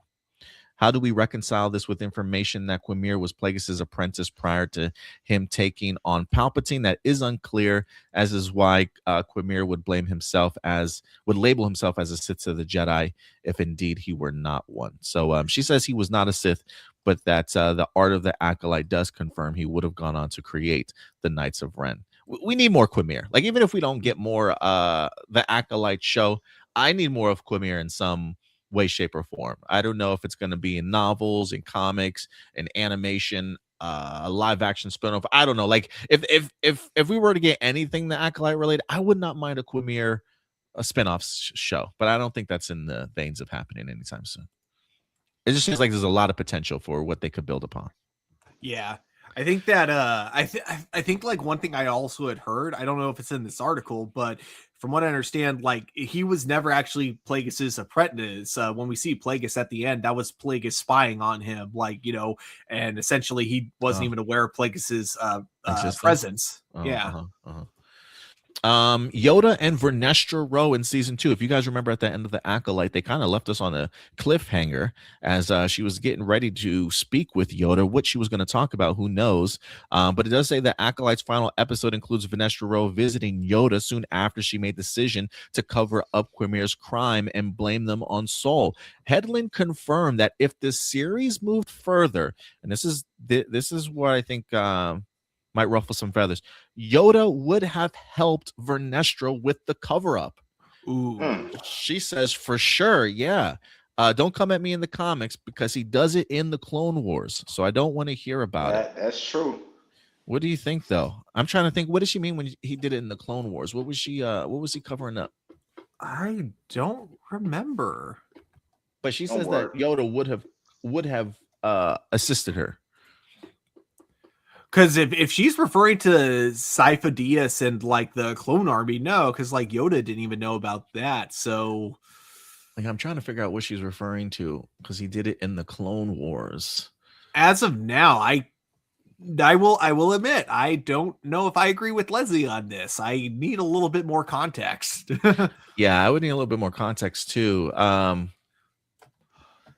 I mean, I don't know. I'm trying to if I can think of the Clone Wars reference that she's referring to, maybe she's got an argument, but I don't know what she's referring to in here. Like, I'm trying to think, was it the prophecy? Did he know something about what was happening and didn't relate it to the rest of the High Council? Oh, Yoda knew Order 66 and Anakin's turn to the dark side because there was an arc where Yoda saw visions of the future. Oh, maybe maybe the Clone Wars animated series. Yeah, but like it wasn't like a full.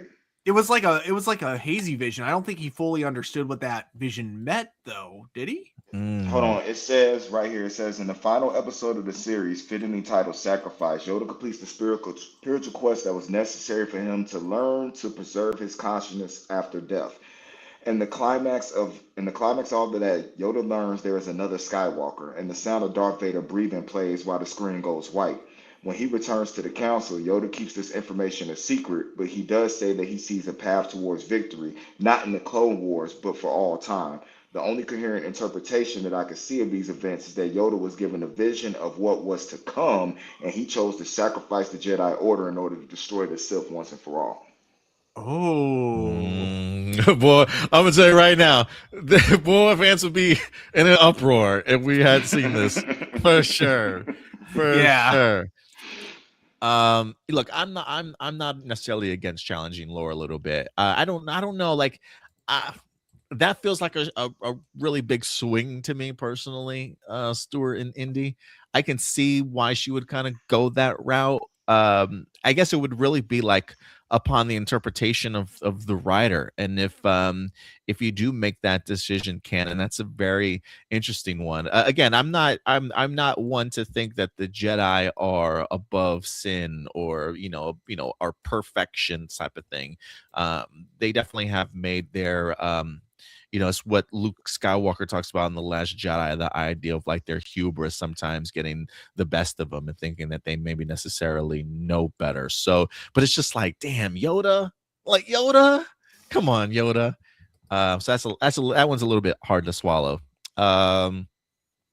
She does talk about Quimir's injuries here. Did the light whip cause Quimir's scars? Headland says yes.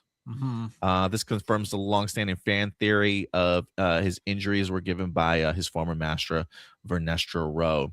Did Mother Coral survive? She did confirm in the new interview that Coral indeed did live. Let me see if it gives it. Is likely to even more enraged following the actions. Yada yada yada. This means that the Zabrak witch lived to see another day and gave her pre-existing hostile attitude. The Jedi is likely even more enraged following the actions of Indara Sol and the company that led to the death of her clan. So I would assume that she might have returned back in the second season. Determined to have her series evoke the core of George Lucas' original ideas from the galaxy far, far away. She revealed that she would yell Modesto, which is George Lucas's birthplace, on set to remind everyone to always think of what George Lucas would have envisioned.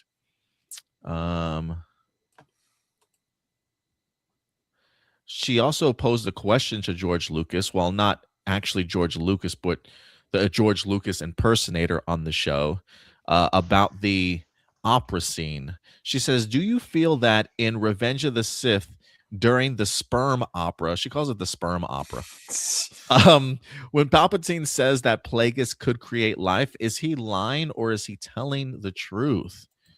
Headland was certainly toying with the ideas of creating life through the Force in the Acolyte. The origins of the twins Osha and May were shrouded in mystery, but it was clear that the two came about without a father and through some intervention of the Force, much like Anakin Skywalker.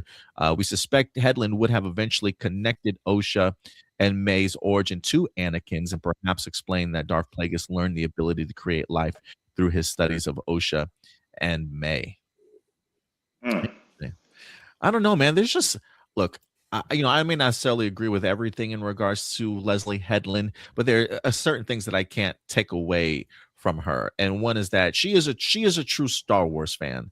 Her interpretations of things and how she wants to attack things may certainly be different or in a different vein than some other people certainly have, but I certainly don't question her fandom in regards to it. And I appreciate the idea of her wanting to take kind of big swings, despite some of it not necessarily working. But, just little things that she's confirmed here or hinted at, I'm just like, man, I want to see this stuff. Like, I really want to see how this stuff kind of plays out in the season 2. But unfortunately, that's just not going to happen here. Yeah, guys, let me know your thoughts in regards to everything you've heard here from the Hollow Files. What do you guys think, though? Oh, us or the comments? Oh, no, for you guys overall. Yeah, I mean, like, again, I think execution would be like the big thing. Like, how would this have all been executed? But for the most part, yeah, I do agree with you in the sense of like, she's clearly a fan that likes to challenge lore, challenge what we already know about the franchise, taking what's been established and like kind of like giving a little twist on it, since we don't have specific details on certain things. So I think honestly, like, I would have been intrigued to see where the show would have gone, even after that Yoda thing. Again, I need to see more context of how that would have been executed. But yeah, I do. Yeah, again, even though Acolyte was my favorite, it is too bad that this show didn't really get a chance to develop. And I think that just I blame just the way modern TV is structured. I think it works for some shows, especially shows that are meant to be like limited. I think that the current modern TV format is perfect, but I think it kills shows like The Acolyte or most recently like Starfleet Academy.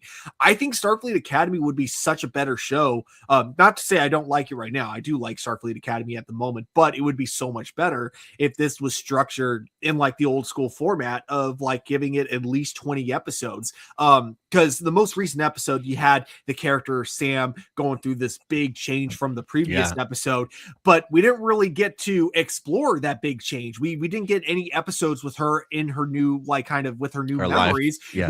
We get her in the next episode being like, I'm a different person now. And it's like, oh, cool. Thanks for telling us and not really showing us. So things like that could be fixed and again, it's not that I hate modern television's format. I just don't like it being the only format we get. I still want us to go back to I think there's a world where we can have our cake and eat it too. We can have both old school television format and this new one that we've become so accustomed to. So and yeah, I think Acolyte is another show that would have benefited from old school television format. Yeah, I don't know if I would like. It's so funny because I'm also rewatching Star Trek Enterprise, and each of those seasons are like 26 episodes, and I'm like, oh my god, this is so long. Like, I cannot find a happy medium though. Like 15 episodes would be great, maybe 18 episodes. I just can't. I don't know if like my attention span these days can do 20 to 26 episodes. I don't think I can do it. I think like 15 to 20 though would have been perfect. Yeah, with Enterprise season 3 especially, I think that it could have done with like 3 less episodes and it would have been perfect. But I think they get the pacing right perfectly in season 4 though. I think the amount of episodes doesn't matter because the pacing's great. Yeah, if anything, first off, I just want to say the Acolyte has some of the best lightsaber battles we've seen since the prequels. Yes. I just want to get that out of the way. Like, I some people will argue. Also, I have seen people throw up the last great battle was Maul and Ahsoka clone. Was an animated fight. I'll give kudos to that, but from like a live action perspective, the Acolyte hands down got some of the best lightsaber battles on par with the prequels. Man, I hope those people find other jobs to do more lightsaber work for sure. I hope Sean Levy picked them up for his Starfighter film for sure. But yeah, guys, let us know your thoughts in regards to the Acolyte. Marcelino says, I think 30 episodes is perfect for Disney Plus because they are 20 to 25-minute episodes, as if they're still on commercials. That's true. A lot of the Disney stuff is only like 30 minutes live action. He says, I mean 20 episodes. You might be right. Like 30-minute episodes, like digestible episodes, but 20 of those I might be able to do. Like 45 minutes to 50 minutes though. Nah, give me like 15, 18 or something like that. But you might be on to something, Marcelino. I wanted 6 more Daredevil episodes. How many did we get? Was that 8 or 10? Yeah. We got 8. I wanted like 5 or 6 more. I feel like that could have been fleshed out a little bit more. You're right. I think you're right though, Stuart. Like I do think some projects could ask for more, and like they don't all have to be the same when it comes to streaming. I think it'd be fun to change them up a bit.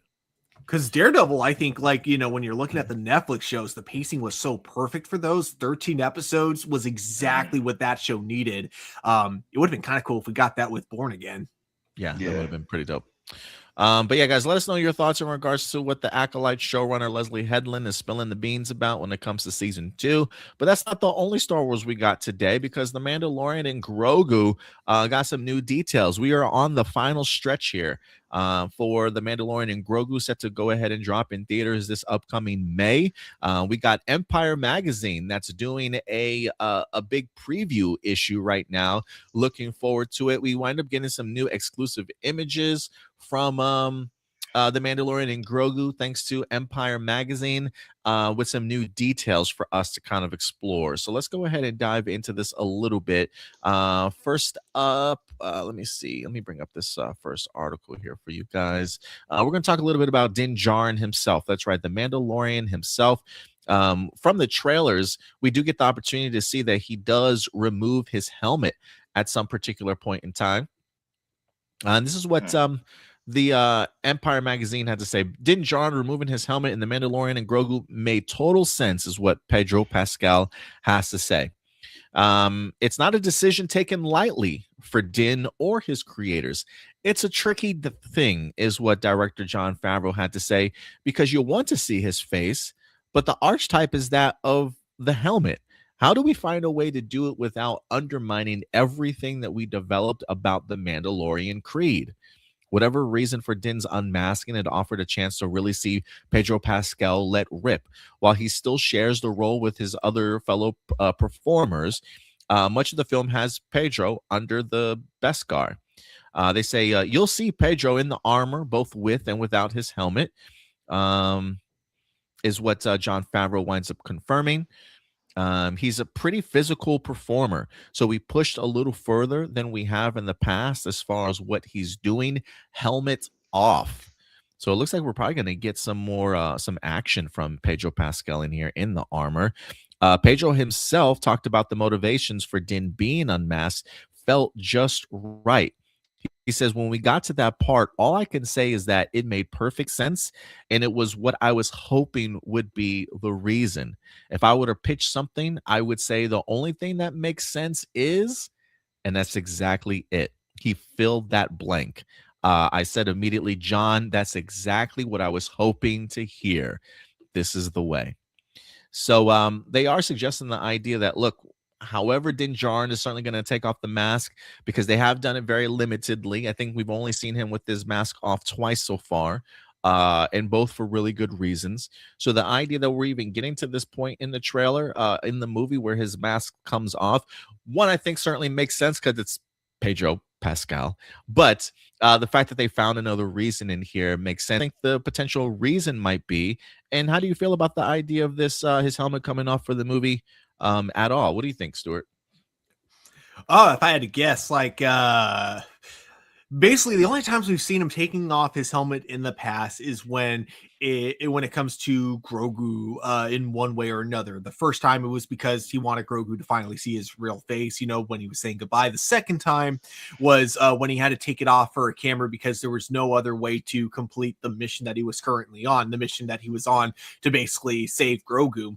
There was no other way to do it. So I think that it's going to be something around that. I think that like maybe someone kidnaps Grogu and it's like, hey, I will only like give you this, you know, MacGuffin or this information that is critical to your mission if you know, you put your helmet on the line or something. And he like takes it off for like a gambling game or something like that. Or yeah, I do think there are situations where he will take his helmet off if it means saving Grogu's life. So I think I don't know exactly what the scene's going to be, but I do think it is going to be something revolving around basically saving Grogu.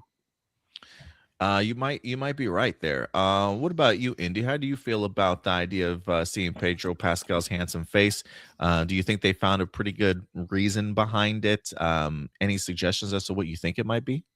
You want the pod answer or the real answer? Both. Well, the pod answer is very similar to what Stuart said. You know, they're going to put him in some situation where if he doesn't take off his mask, something terrible is going to happen. So they're going to make him take off the helmet in order to save somebody's life, or he has to show something in order for it's going to be plot elevated for it to happen. The real answer is Pedro Pascal. We paid a whole bunch of money for him to have here, and one time he was the sexiest man alive. So we're going to show his face. Yeah, I mean, I think you're right on both parts. I mean, it's Pedro Pascal after all, right? I mean, you can't make I get the idea of maybe making a season without Pedro being around all the time, but it's like if we're about to make a full-fledged full-length movie, no, Pedro, you're gonna show your face in some way, shape, or form. I have a feeling it may be like for a good 15-20 minutes here that we'll get the opportunity to see his face. You know, I will say this: I didn't even contemplate the idea of Din Djarin dying or making it out of this movie alive until I heard there's a line in the trailer itself where he talks about that Grogu's gonna live like past him, you know, that he's gonna be around much longer than he certainly ever will be.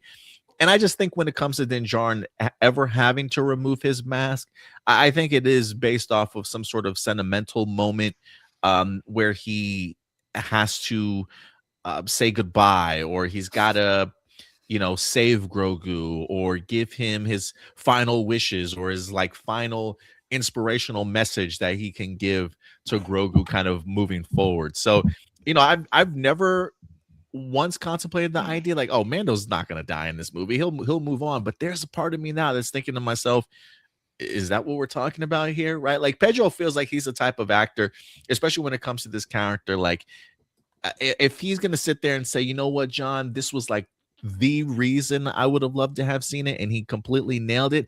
I don't know why, guys, but I'm starting to get a little bit worried that this might be the end of the Mando's run here after the Mandalorian and Grogu. But yeah, I do think it's a dire situation, whether he's dying himself or he's there to certainly save somebody. I mean, in the trailer, he's helmetless, I believe, when he's going against the big serpent type of creature that we wind up seeing. So I don't know if this is the end of him, but I have a feeling that Jon Favreau has found a perfect reason to have Pedro show himself. But yes, India, I would agree with you. I mean, you can't hide that handsome face. You're paying so much money for it. You know how much people love them some Pedro Pascal. He's got to pop up in here somewhere. Maybe Grogu, maybe he's going to pass away and he wants Grogu to have something, and Grogu is smart enough that he could possibly take the helmet and make his own armor, Mandalorian armor, out of the Beskar helmet. The Beskar? That'd be pretty dope. I do need to see a more full-fledged two things, especially after we talked to, was it Kiki and Luca that mentioned this the other week? Two things that I need. I need to see Grogu say some words by the end of this movie, and I need better armor for this kid by the time we wrap up this film. And we also did get ourselves a brand new first look image here from Empire magazine. I don't know why this feels like a puppet, not a puppet, but like a model design. This doesn't look like a real picture to me. I don't know why. It almost looks like a promotional toy. Yeah, a promotional toy, right? I don't know what it is about it, but yeah. Yeah, it just looks like it's like a toy model. I don't know. But yeah, guys, let us know. Oops, what am I doing here? There we go. But yeah, let us know your thoughts in regards to that. But that's not the only Mandalorian news that we've got. If you guys remember, there's a small little actor out there by the name of Jeremy Allen White, most notably known recently from his work on The Bear. You probably remember him also from Shameless. He also just did a Bruce Springsteen movie last year as well. But he's in the news this week because he's going to be playing Rhoda the Hutt, as Empire Magazine gives us a brand new look at Rhoda the Hutt, and my man is swole, looking huge right here. Definitely not that small kid from the animated series that we remember, but he's definitely blown up. He's definitely had a glow up for sure. But let's go ahead and break this down because Jeremy Allen White is speaking, not just about to Empire Magazine, but he's also speaking a little Hutties, according to the article. It says, yes, a Hutt, as in son of Jabba. And over the devotees of the Clone Wars, the artist formerly known as Baby Stinky in The Mandalorian and Grogu, the big screen outing for Pedro Pascal's Din Djarin and his little green apprentice son. Rhoda is back and all grown up and about to cross paths with our heroes, and he's more physically ferocious than you might expect compared to the other members of his family tree. The director says Rhoda's in top form, fighting in the pits, a gladiator of sorts, is where Jon Favreau certainly teases him. For Jeremy Allen White, the voice role saw him tackling the language fans saw Jabba speak in Return of the Jedi. Jeremy says there's a little bit of Hutties, the actor teases, though he'll mostly be speaking basic. While White is yet to see how Favreau filters his voice to get those booming Hutt tones, he did modulate his own performance in the booth, revisiting Jabba's scenes to get in the zone. He says, my speaking voice changes as Rhoda, and it was helpful, of course, to listen to Jabba. But how much of Jabba is in Rhoda remains to be seen. Favreau likens the character to Adonis Creed in the Creed movies, a character living in their father's shadow. He says, when you're trying to establish yourself and your name is famous, when you're Jabba the Hutt's kid, what does that do? How has that affected his trajectory? I get a kick out of that. Get ready to meet a Hutt like no other. You know, I think the idea, first off, I am really glad that Jon Favreau threw in the Adonis Creed comparison here. Because I think as we build up closer to the Mandalorian and Grogu, there is still that mentality of like, oh, this is just a television show for the big screen sort of thing. But to see how much Jon Favreau really gave thought in regards to the character work for where Rhoda kind of finds himself, it does make me like when Rhoda the Hutt was introduced into this movie. I was just kind of thinking to myself, like, how big of a role can he possibly play, right? Like, is this going to be, oh, Bando just bumps into him at the pit sort of thing? But the fact that Jon Favreau has given Rhoda the Hutt a backstory where he's kind of living in his father's shadow, and what does that do to a person, right? How different do you make yourself? What is your true motivations as to who you are today? Is it because you're trying to get from under your father's shadow, cement something for yourself? I mean, the fact that Jon Favreau gives him that type of level of character work just makes me think that he plays a much bigger role in this movie than I previously was expecting. But it also goes to show me that like he has character arcs built in here for movie style storylines kind of going forward. So I really like the comparison. It felt like an odd comparison at first, but it also feels like a very well thought out one as well. But what do you think about this, Stuart? My first thought before I even get into anything that he says is I wonder if his first thought when he was offered the role is, oh, cool, my brother gets to be a Jedi and I get to be a slug. Obviously referring to not his real brother, but his brother on Shameless, Cameron Monaghan, I think that's his name. Yeah. Monahan, yeah. I think, okay, so first of all, before I even talk about anything else, I just gotta say that is a really cool design. The more I kind of look at it, the more I'm like, I really like this route they're taking with him, because I don't think we've seen like Hutts in different shapes and sizes before, but I don't think we've ever seen one like this swole before. I mean, my man got abs. Yeah. And I think that works really well with what he described about the character. This is a guy that doesn't want to be compared to his dad, doesn't want to be in his father's shadows. And so here we have him like doing his own thing completely. It doesn't even seem like he wants to be like necessarily in charge of any like crime syndicate or anything. It seems like he just wants to be the entertainment aspect, which is why he looks like, he's an arena fighter by choice and not necessarily because he's trying to work his way up or anything like that. So you can kind of see that with like with the direction that they're already taking his character in. I also like find it cool because I'm glad they haven't like kind of spoke up about like where his where he aligns, essentially, like if he's going to be more of an antagonist throughout the entire movie or just if he's eventually going to become like an ally. So I like kind of like that we don't quite know that yet.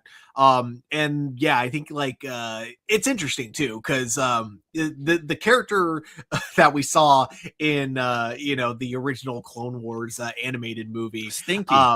Stinky, yeah, super adorable little slug. It is really cool seeing what it's going to be kind of cool to find out what he's been up to since then, because it's weird that Jabba clearly cared enough to like put all his resources into getting him back, but not enough to be like, you're staying at home with me here on Tatooine. Clearly he was like, you can go ahead and do your own thing now that you're no longer kidnapped.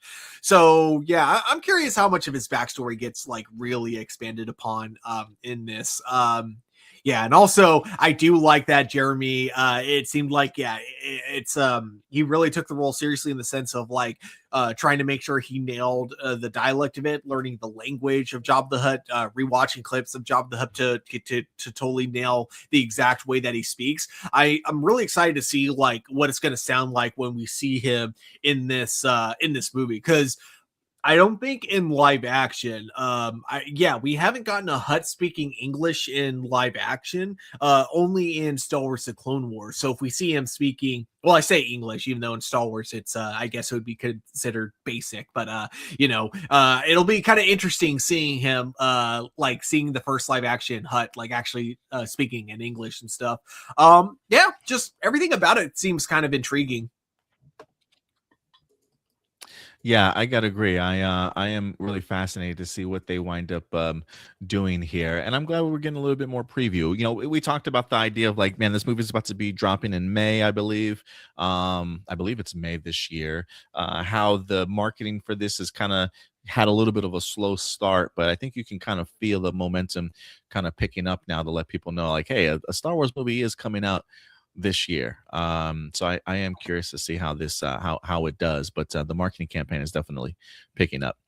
But yeah, guys, let us know your thoughts in the live chat or the comment section box below in regards to the new Mandalorian details and preview. I don't know if we got Indy back yet or not. I'll wait here just a little bit. But let's move on to our next topic while we wait for Indy, and that is going to be the world of Game of Thrones, baby. That's right. Game of Thrones is back. I mean, this never really left us, to be quite frank with you. I mean, we've gotten House of the Dragon, which is set to go ahead and drop its third season later on this year. We just wrapped up A Night of the Seven Kingdoms, which was incredible, 6 episodes.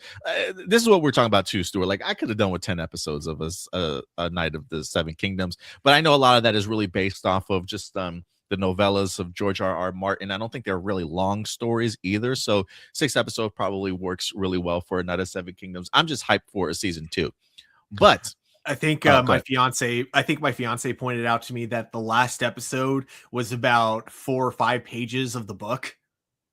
oh wow, yeah. So they really, yeah, okay. So it kind of makes sense then that we only wind up getting 6 episodes. But Game of Thrones is back in the news because like there's always something in development when it comes to Game of Thrones, whether that be potential television series or spin-offs or whatever the case may be. This time though, we're getting some movement in regards to a movie, ladies and gentlemen. That's right. Hey, Indy's back. Can you hear me, Indy? Yeah, I can hear you. Okay, cool. Let's get into this article here. This one is from Variety, letting us know that we are planning on revisiting the world of Game of Thrones in the form of a movie, and not just a movie, but from the Andor writer that came through and knocked us out of the park with that fantastic series. It says winter is coming to the big screen. A Game of Thrones movies is in the works at Warner Brothers from House of Cards and showrunner and Andor writer Bo Willimon. He already submitted a draft, according to Page 6 Hollywood, which broke the news of the project. A director hasn't been set, nor have any cast members. However, the outlet noted it's unclear whether the Game of Thrones film will actually be made, given the news that Warner Brothers is in the process of being sold to Paramount. If the merger is approved, new management could scrap the movies in development. At the same time, Game of Thrones is one of the company's crown jewels. And Ellison has planned to release 30 films theatrically once the two media giants become one. That means they'll need plenty of material to populate their joint sales. Although plot details haven't been confirmed, the story is reportedly about Aegon I, the founder of the Targaryen dynasty, and his conquest of Westeros a few centuries before the original Game of Thrones television series.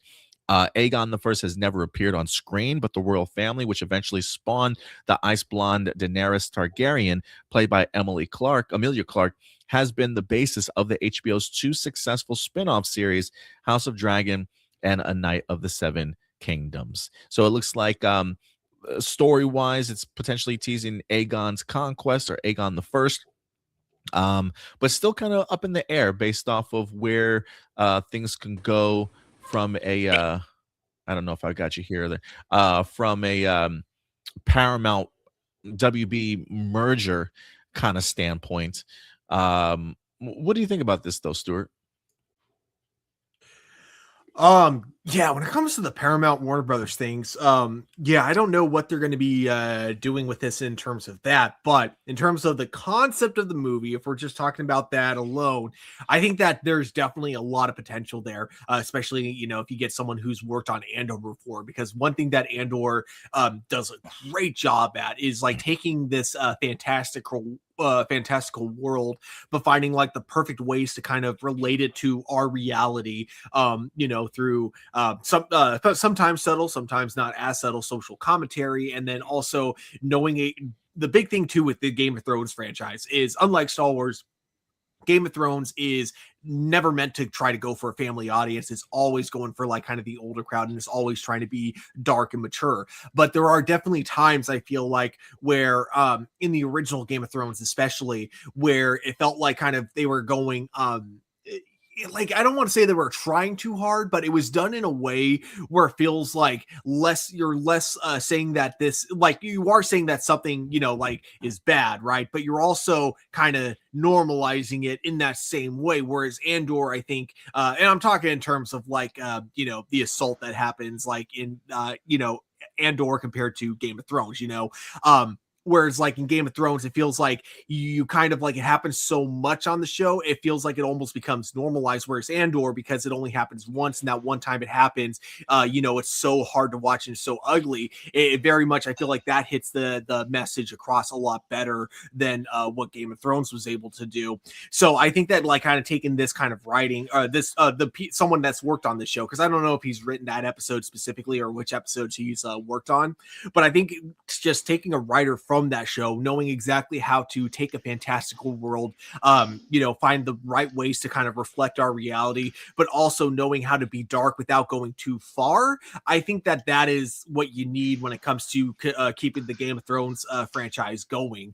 And I think that, you know, with a plot like this, like, you know, for focusing on the original Aegon, I think that there's a lot of potential with this idea.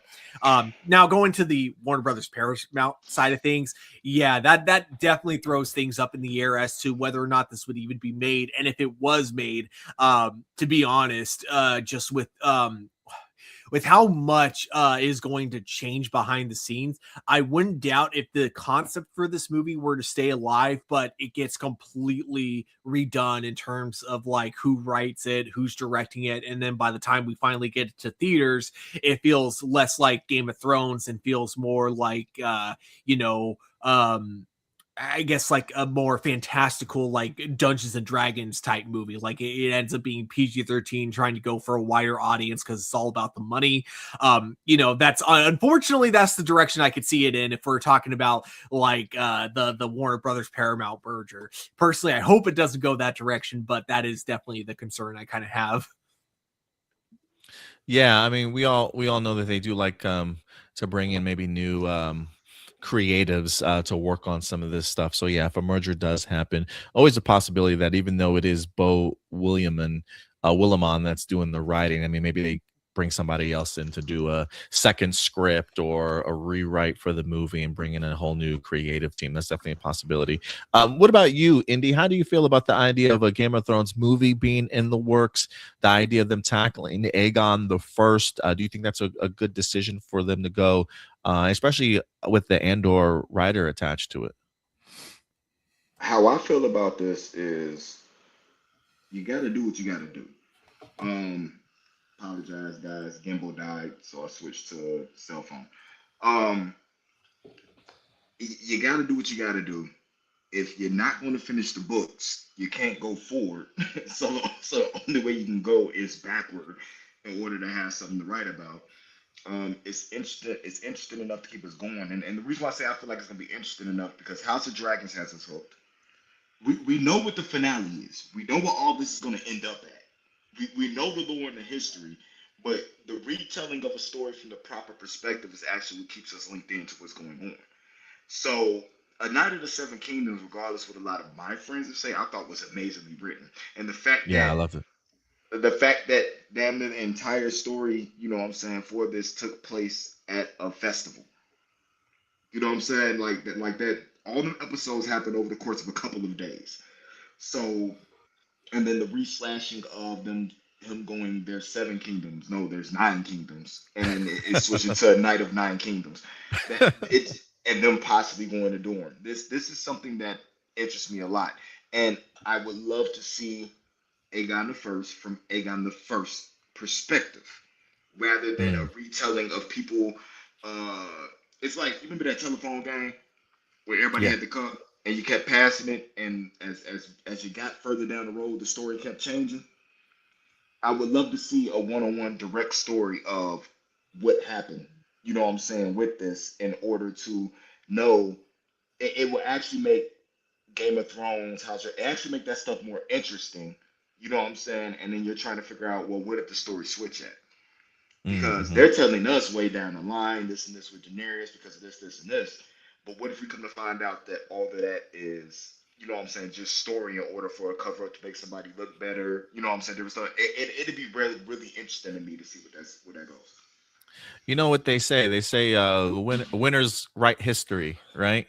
And Mm-hmm. maybe the situations were completely different, but because Aegon wins or is victorious, he gets to kind of shape the narrative of his story a little bit. So that would be pretty compelling in the sense of like seeing how something actually plays out, and then like the lie that winds up getting told is truth for centuries, and then the mentality that people have now or how they approach it based off of that the truth or the lie that they were told. That would be pretty interesting. I would definitely be open to that. I think for me, I'll keep it short. To me, the selling point is the Andor writer, because I do think when it comes to the Game of Thrones stuff, we do appreciate uh the political intrigue, right, of things, and the impact that the decisions that these kingdoms have on the entirety of their world, and what it means not only for the royal bloodline, but also the people that live kind of under it. And I think that outside of maybe the surprise deaths or the some of the crazy swings and things that Game of Thrones have certainly done, while I think we certainly appreciate those things too, I think we're here also for the political intrigue, and to have somebody that did House of Cards, also did Andor, to be the one to kind of shape this world of Game of Thrones at this particular point in time for Aegon, I think is really brilliant. So I have no doubt that the script is great. Whether or not they keep the script as the merger continues, if this movie even ever comes to fruition, we'll certainly let you know. I feel like we've heard about rumors of a Game of Thrones movie for a long time, but now that they actually have a writer attached to it, it seems a little bit more promising. But we'll definitely keep you guys posted into whether or not this becomes a thing or not as the years go by. But let us know your thoughts in regards to how you feel about the Game of Thrones movie. I do really quick want to add to what Indy was like mentioning earlier, the idea of like the victors being the ones to write history. I do think that's a huge possibility the more I think about it, because they did that exact thing in House of Dragons, where like if you look at the actual like kind of the quote unquote history book, which is like, Game of Thrones book meant to look like a history book, they say that there were baseless rumors about the queen's children being bastards, not actually being her children. But then when we cut to the show, we're like, those were not baseless rumors. So like things like that, I could totally see them. I could totally see that playing out in the movie as well. Yeah, I got some great stuff. But yeah, let us know your guys' thoughts in the comment section box below. And with that out of the way, let's move on to our next topic. I think I might have had this switched off, but let's tackle this real quick. One animated film that really surprised me years ago that I had no intentions of really watching, but just got turned on for me one day, and I sat down, and next thing I know, I'm like, yeah, I can actually really enjoy this movie. That's going to be The Wild Robot. I can't remember what year this movie wound up coming out. It had to be like 2 years within the ago. 2 years, right? About 2 years ago. Went on the date to go see it. Ooh, a date movie. I'm sure you probably had her crying in your arms, Indy. By No, then. I cried. No. Oh, you were I crying in cried. her arms. I got you. Yeah. Me and my girlfriend put this movie on for our son at the time, trying to see, will our son sit down and actually watch a movie? Fast forward an hour or so later, it's just me and her watching this movie. Like, we got sucked into this movie. There's a really big parental aspect to this film that I think, especially us as new parents, definitely hit us emotionally. Like, I was pretty emotional for this movie. Found myself crying also a little bit, or definitely getting teary eyed. I think the girlfriend and I were both kind of surprised as to how good this movie certainly was. I never thought about the idea of them actually doing a sequel, but here we go, ladies and gentlemen. It looks like a Wild Robot sequel is in development. According to The World of Real, The Wild Robot Escapes, DreamWorks sets sequel with Nomona director Troy Quane and Heidi Joe Gilbert. So it seems as though we have ourselves a sequel currently in the works. It says it is officially moving forward at DreamWorks Animation. According to The Wrap, Chris Sanders is returning to write the script, but won't be directing this time. Instead, we have new directors are set to helm the film. Um, the sequel will be based on the second book in author Peter Brown's series, which follows Roz and her bird son Brightbill as they try to escape a dairy farm and return to their island. Wild Robot was critical and commercial success, grossing $334 million worldwide and went to earn 3 Oscar nominations. That's pretty incredible. I didn't know how much money this movie wind up making. But I'm on board for it. Let me just say real quick before I pass this on to you guys. We actually ended up buying a book for our son. It's also called The Wild Robot. I think it's called The Wild Robot on the Island or something like that. It's kind of like a toddler book for the movie itself. So I don't want to say it's like Cliff Notes or anything like that, but it's a shorter version of that movie that we read to him kind of all the time. I actually had no idea this was based off of a series of books. I really didn't know that. I had no idea.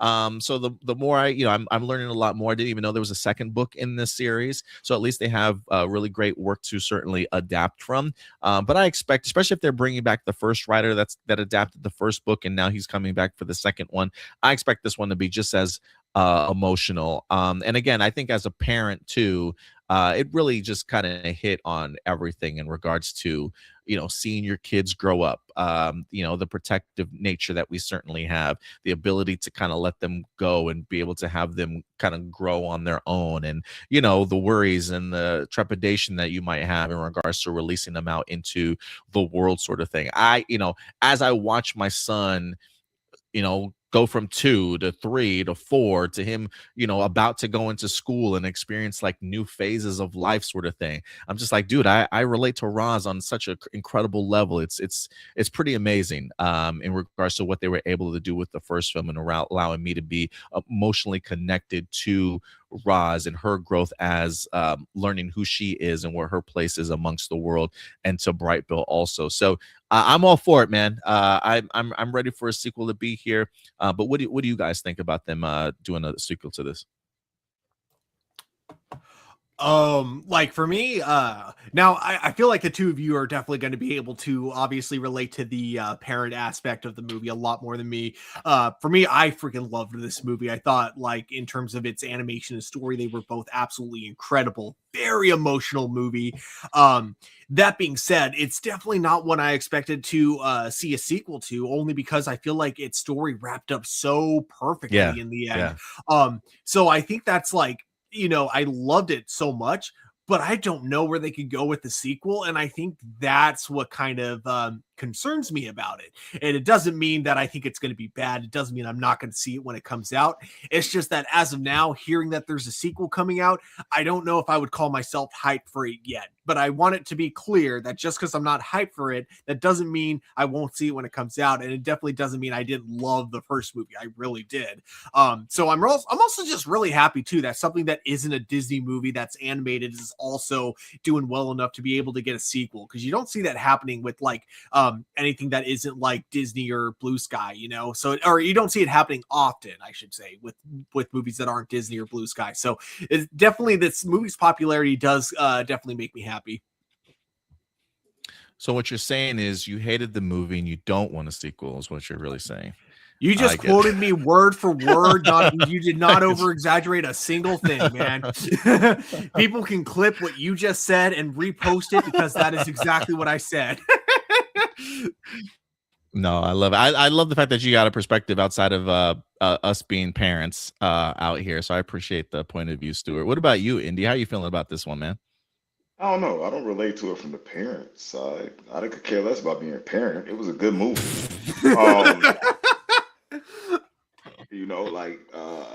My favorite thing was, when they threw the duck out there to try to get it to swim. It was little stuff like that was nose to me, to like, it made me feel like old school Looney Tunes. You know what I'm saying? But with a more serious aspect, them going to save the forest. How she was a product of what was supposed to be destruction, and because of a malfunction, you know what I'm saying, she ended up fighting for peace. You know what I'm saying, for everything that's going on. That's it was a bigger, deeper story to that movie, especially in relation to what's going on in the world today. That I think the world would be a little bit better if everybody understood the lesson that was being taught in that movie. Mhm. I think that's where it's got me. How many do we really get? You know, there's only so many lessons in Toy Stories and Monster Inc. and stuff like that that you can learn. You know what I'm saying? Like, yeah, you got a friend in me. I don't care. I'm an introvert. I don't want to be around people to start off with. You know, but this just doing the right thing regardless of what your pre-programming is. No matter what the world tries to make you be, standing out and doing the right thing is more important than anything else. So I would love a sequel. I will line up Thursday, forget a Friday, I'll be there Thursday night at the premiere to watch the movie. I like it. I like it, Indy. Marceline goes on to say, I go to Barnes and Nobles all the time. I see the Wild Robot being promoted and sold there all the time. And that was before the movie. There's a trilogy, and I think there may be more on the way. Oh, very cool. I didn't know that. It ended up an open ending where they may try to bring down the fascist order and try to show people the beauty of nature. Definitely a possibility for where they might go. I haven't read any of the books, so you probably know more than me, Marcelino. But that's cool. I appreciate the insight in regards to that. Yeah, I actually had no idea that this was even based on a book. So, okay. So, yeah, I guess they do have a direction where they could take it in. Marcelino, how old are you? What are you doing reading Wild Robot? Shit, you should be reading DCKO. What are you doing reading Wild Robot? DCKO is fantastic, by the way. But I hear like the final battle is like starting soon, right? You know, I just want to say I really appreciate this show in the sense that we had 3 like different perspectives, all which were relevant towards the Wild Robot, but all viewing the movie from different perspectives, and finding the different values out of the film. So yeah, very cool stuff. You want another wild perspective? Yeah, go for it. I will marry the girl who could do the Wild Robot voice in bed. Okay, that was a wild perspective for sure. Marcelin says he's more of a book guy than a comic guy. Fair enough. That's fair enough. As long as you're doing some reading, man. He's 24. Marcelin's 24. I didn't know how old he was. He's 24 years old. Oh, that makes a lot of sense now. He's a baby compared to us. No, I'm just kidding. I don't mean that disrespectfully, Marcelino. I'm just old as dirt. That's all I'm saying. We appreciate you listening to some old farts opinions on things, Marcelino. Been here as long as I have. And whereas me, I'm like kind of in between, I guess you could say. Yeah, you're that middle child, man. What's today? The 7th? The 8th. The 8th. 8th? I can't count. Oh yeah, I turned 43 in 10 days. Bro. We're gonna get this happy birthday for you started here soon, Indy. So your birthday's on the 18th? Yeah. Good to know. Right. Mentally noted. All right, let's knock this last story out of the way before we get into live viewer questions here. We've got Robin Hood back in the news. Oh, wait a minute. I think I got the wrong Robin Hood. I meant the original Robin Hood, the real Robin Hood, as Disney's Robin Hood live action gets actually a horrible update here this week. Look, where's Dave Chappelle? I will say there's very few Disney live action reboots that I look forward to, but this was one of them, honestly. But unfortunately for me, according to a new report from The Hollywood Reporter, this movie is no longer moving forward. It is dead in the water, apparently. How they would even make this into a live action movie, I really have no idea. But we do have an update here from The Hollywood Reporter that lets us know this is not happening, guys. This comes to us. It says the Disney's Robin Hood live action remake not moving forward, says the director. Come on, Oh, Ad. What the hell they is talked happening about right now? this on no, they talked about this on whatchamacallit. They said they're ending the movie because it was too much of an uproar because they used the Filipino fox. Wait, The what? A Filipino fox? I'm so lost, bro. I'm sorry, I missed it. I'm sorry. My Can I get bad. this damn ad out of the But way? Can I? Fucking No Hollywood thanks. Reporter. God damn it. You can get the ads out of the way Yeah, just for by real. paying $23 a month. Like this was just free a second ago. It says during a recent Reddit AMA, filmmaker Carlos Estrada said that the studio was not moving forward with its planned photorealistic musical.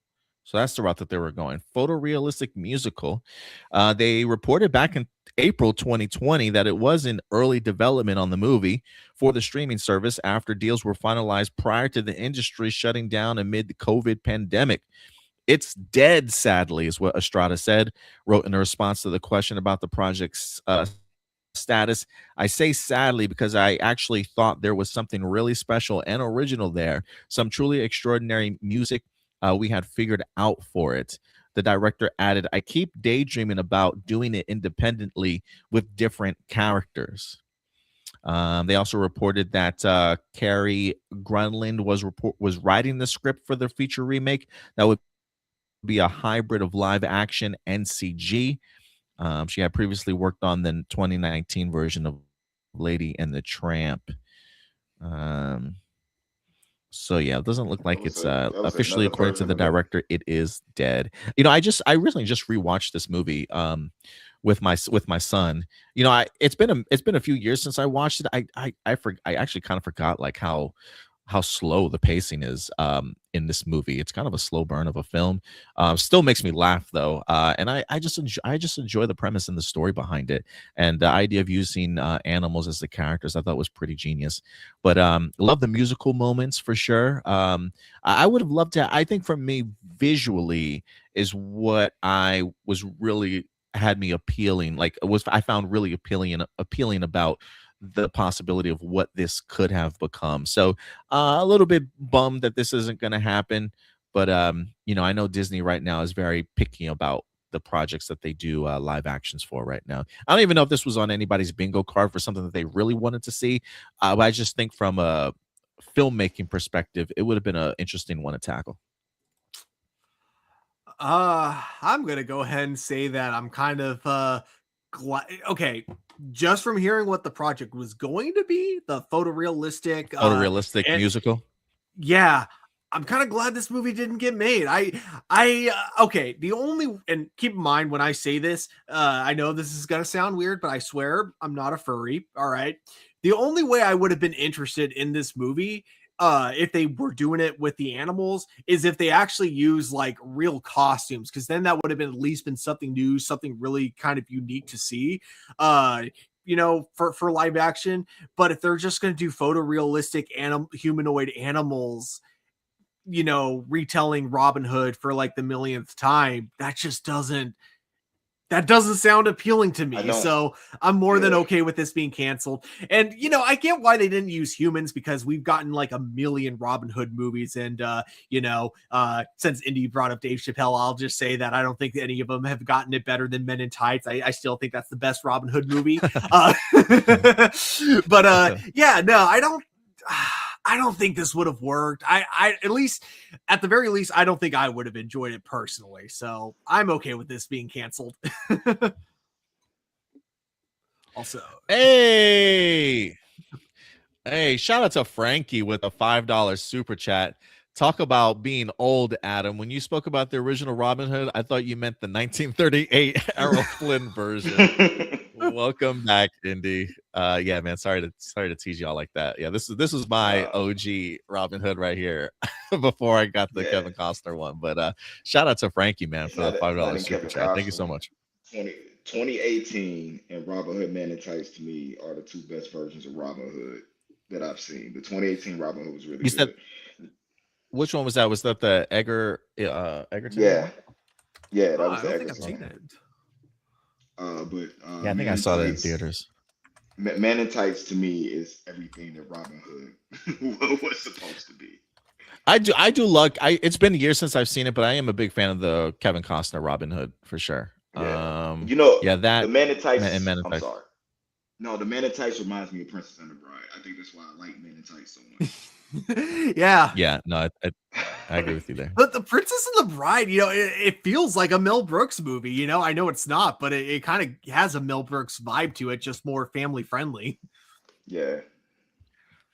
But yeah, let us know your thoughts, guys. I know some of us aren't big fans of Disney doing live action adaptions, but what are some projects that they haven't done a live action adaptation to yet that you're still that you would be open to? Definitely let us know your thoughts in the live chat or the comment section box below.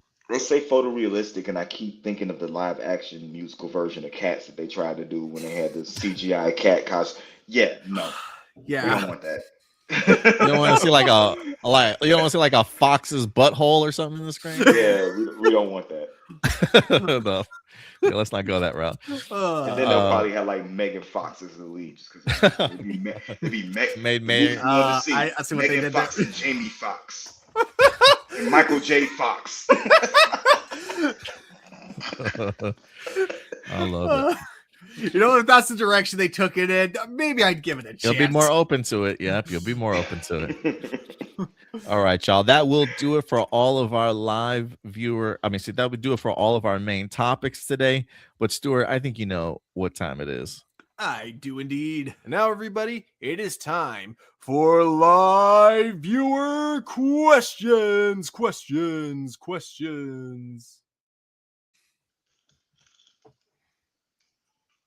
Oh, I think you're muted. Why does it do that? That's the second time. Like last week, it did the same thing. As I went from the video to this one, it just automatically mutes me. But yeah, let's get into the live viewer question portion of the show. If you ever want to submit a live viewer question, how do you do that? Every Saturday afternoon or Saturday evening, I will go ahead and make a post on our YouTube channel for you guys. So just go over to our YouTube channel, as you see here, click on this post tab. And there you go, live viewer questions. We got 14 comments today. Oh boy. Oof. Can I'm trying to see if I can enlarge this. No, that covers Indy's face. I don't want to do that. All right, we'll keep him there. Cover my face, you'll get more viewers. No, you people are here to see you today. We'll take turns. We'll try and go through some of this as quickly as we can. Doomsday comes up first. Not a question, but I just wanted to clarify what my question was saying last week regarding the comparisons to our show. If they just mentioned PR Samurai while watching Shin Kinjira, I'm okay with it. It's the constant comparisons to the show that's frustrating to me. I understand Doomsday. I can understand. Thank you for clarifying, though. What are your top 5 favorite Red Rangers in Power Rangers? For me, it's Wes Collins, Jaden Sheba, Casey Rhodes, Tyler Navarro, and Jack Landers. Oh man, Is this just Rangers, or is it also Red Rangers? I would assume just Rangers. Okay. Yeah, that changes drastically. That is top a good 5 one. Rangers.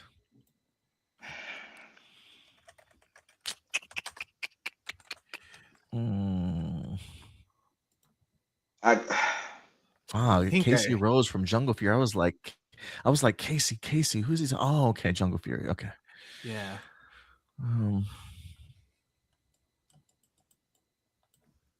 I gotta put my boy Troy in there. I'm just kidding. No Troy.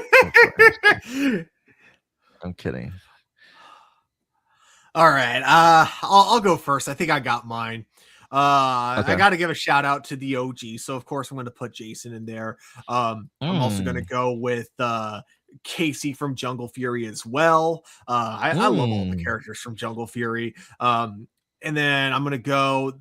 This one might be kind of controversial because he's kind of a dick in the beginning of the show, but I think the character development for Sky makes him a great character. So I'm going to go with Sky from SPD. And definitely got to go with I think actually he would probably be my number one is Scott from RPM. And then let's go with you know what? I love the charisma that he brings, so let's go with Tyler from Dino Charge.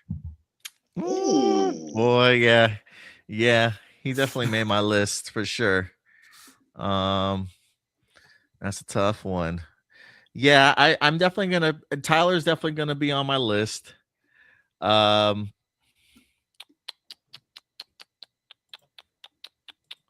also gonna put in I'm gonna put in Cole here from Wild Force.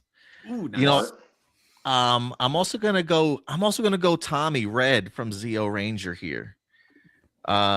Give me Andros and you know what? I'm just gonna I gotta go Leo just for the shirt rip scene alone. It was epic in my book. Yeah, so that'd be my 5. No no particular order, but yeah, they'll be mine. Oh yeah, no order for mine as well. Mine was just yeah. And it'll probably change tomorrow too. But yeah. I'm gonna go no order, but I feel like I'm gonna catch a lot of hate. A lot of hate. Choice is number 1. Yeah. My first what was his name? I gotta go with Zato. Okay. Ooh, My boy nice. from Dino Fury Red. Okay. Yeah. I like it. And he's gonna be more current too. Okay. What was his name? The Jungle Fury Rhodes. Yeah, Casey. Gotta go with Casey just because that's like my favorite suit. It's pretty badass. And this is what I'm gonna say due to just the fact that he made the movie and Jason didn't. I'm gonna go with Rocky. Oh, okay. I know I'm gonna catch something like that, but when you go to these cons, when you know what I'm saying, do the stuff, when they do little clip stuff like that, you see a lot of Rocky. I like it. A lot of Rocky. That's 3. My 4, I'm gonna go with Amelia Jones from Cosmic Fury Red. Because I feel like between her and Lauren, I think Lauren came into the show too late.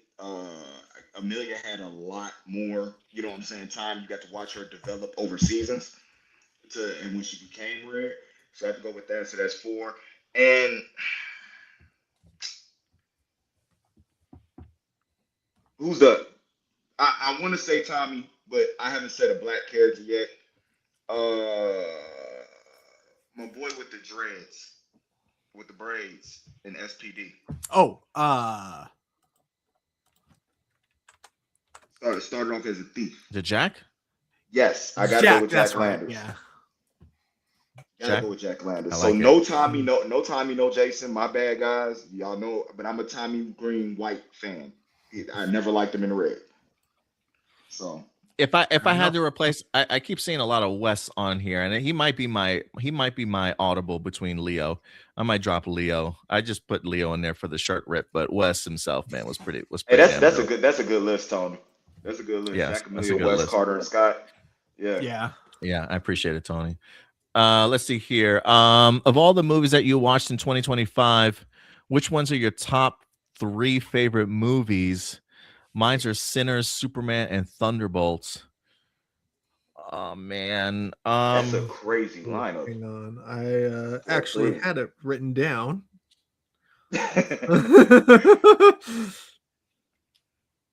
What were my top favorite movies last year? I watched a lot of movies last year. Yeah, I watched like 40 movies last year. Let me pull up my AMC stubs list thing and see what I had. I know my first 2 for sure.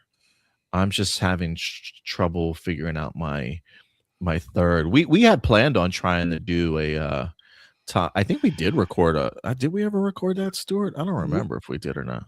We recorded like our top 5 movies out of our anticipated movies of the year where they ranked. I don't know if we did a top 5 like just of last year though. Yeah, I don't think we did. Okay, what was man.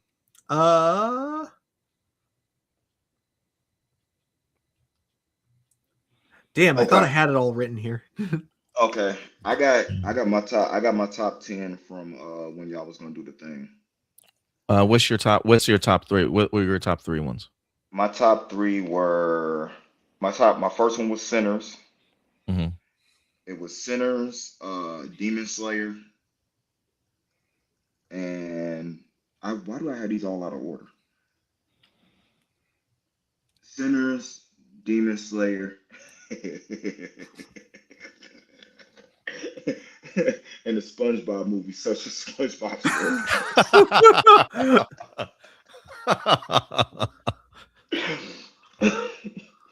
All right, mine's was definitely Sinners, and then it was probably going to be one battle after another. Um, Man, my third one is a close one. I got like three off the tip of my head that like I was a big fan of, but I'm gonna say it anyway. This was a sleeper for me that I didn't expect to enjoy as much as I did. Song Sung Blue with Hugh Jackman and Oh, that was good. Kate Hudson. I mean, I fucking love that. I really fucking love that movie. I think Hugh Jackman should have gotten nominated for something in that. I just really appreciate his range, but they're both really talented, especially musically. Yeah, just really, really fun stuff. I didn't know you saw it though, Indy. You checked it out? Song Sung Yeah, Blue? yeah, that was good. Bro, I'm Yeah. telling you, I just went and saw that was when I had that movie pass, and what is you can see 3 movies a week or whatever it is. Yeah, I, AMC stuffs. Yeah. yeah, bro, I saw Smurfs, Flight Risk, freaking The Long Walk. I was wanting to see all types of stuff, dog. Yeah, it was great. I even saw K-pop Demon Hunters in theater. Yeah, the long walk was on my list. And even like The Life of Chuck was another one for me. But F1 the movie I thought was really great. F1 was really good. Yeah, it was Karate really Kid good. Legends was not bad. Okay. I still think like Karate Kid Legends was one of the weirdest because like that first half where it was like a reverse Karate Kid, I'm like, okay, I'm kind of into this.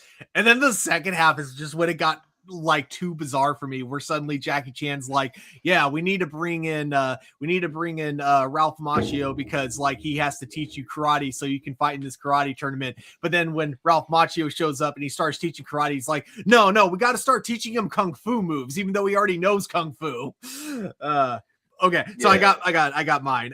So Okay. it was mine was Wake Up Minecraft? Dead Man was definitely Wake Up. yeah, Wake Up Dead Man was definitely my number one of the year. I think my number two was it Sinners? I think number two was Sinners.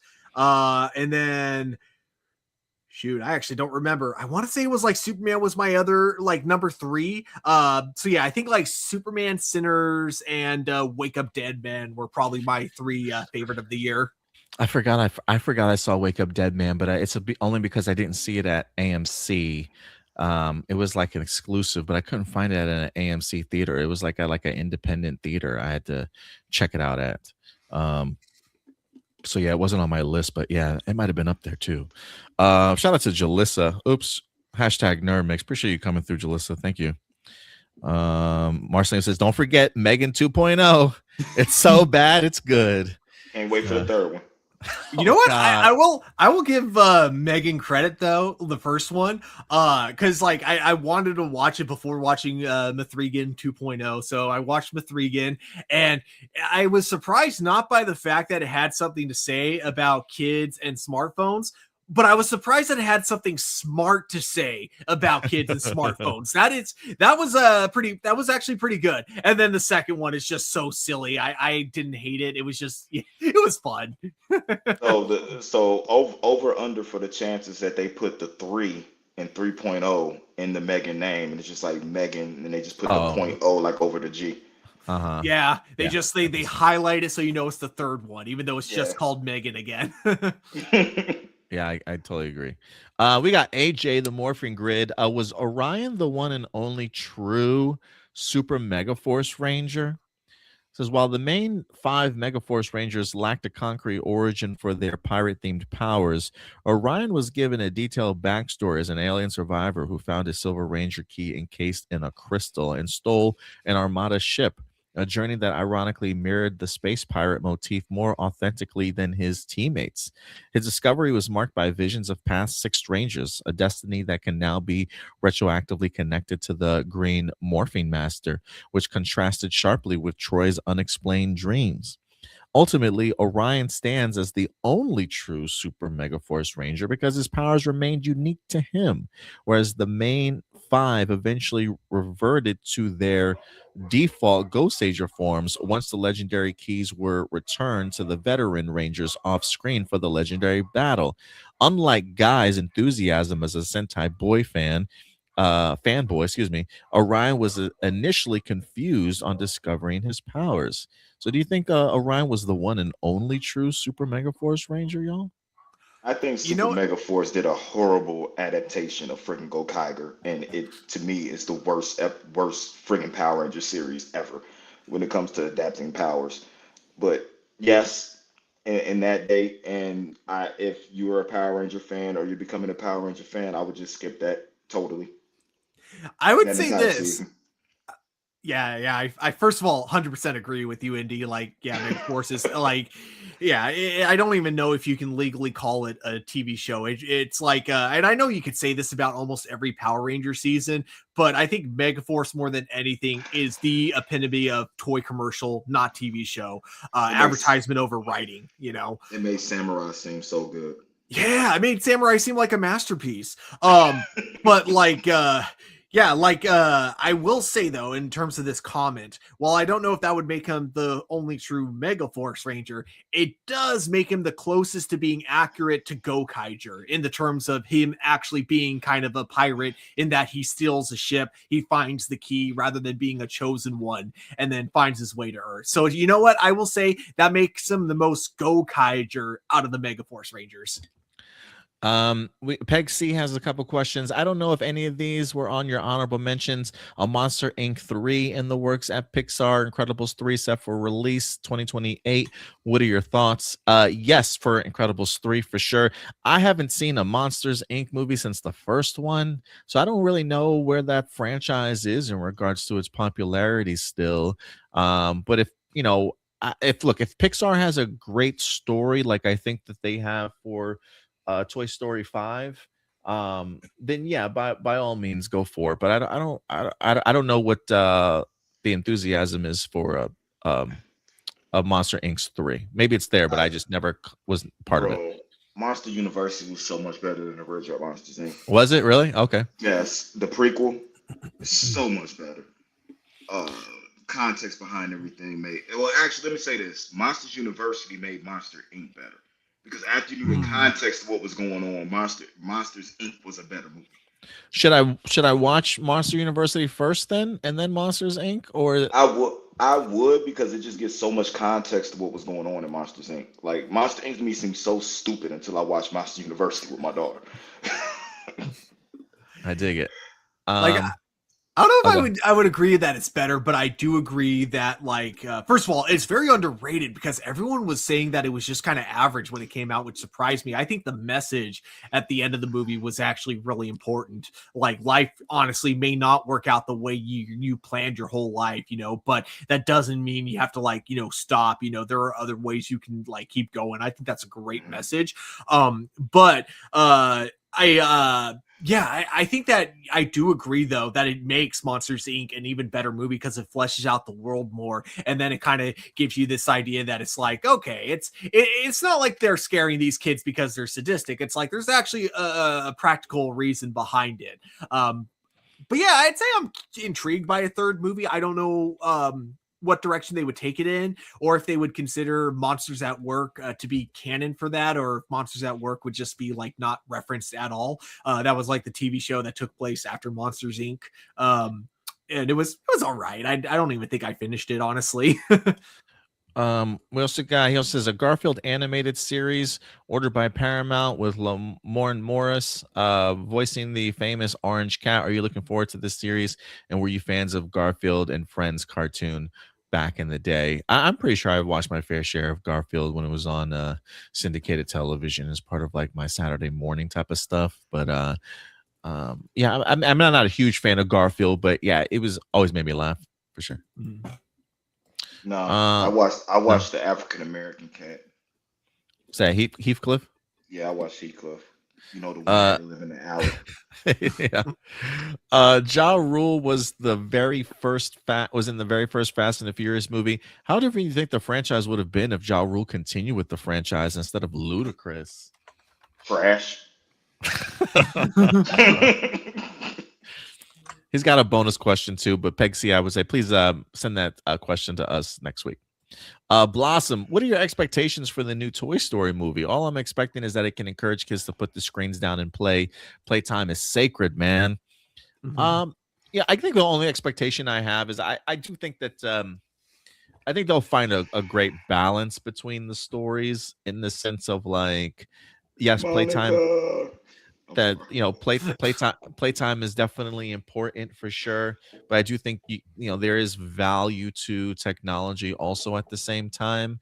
So I think I think Toy Story is all about coexisting, and so I think they'll find a way for the tech and the toys to coexist. I think. Nah, they'll find a way to sell more toys. That's what it is. They put the toys down. We can't sell any now. Yeah, I don't know what to expect from Toy Story 5 because on the one hand it seems like there's a good message behind it from the trailers, but then on the other hand it's a Disney movie, so for a fact, like you said, Indy, like there's going to be a marketing like undertone behind the whole thing.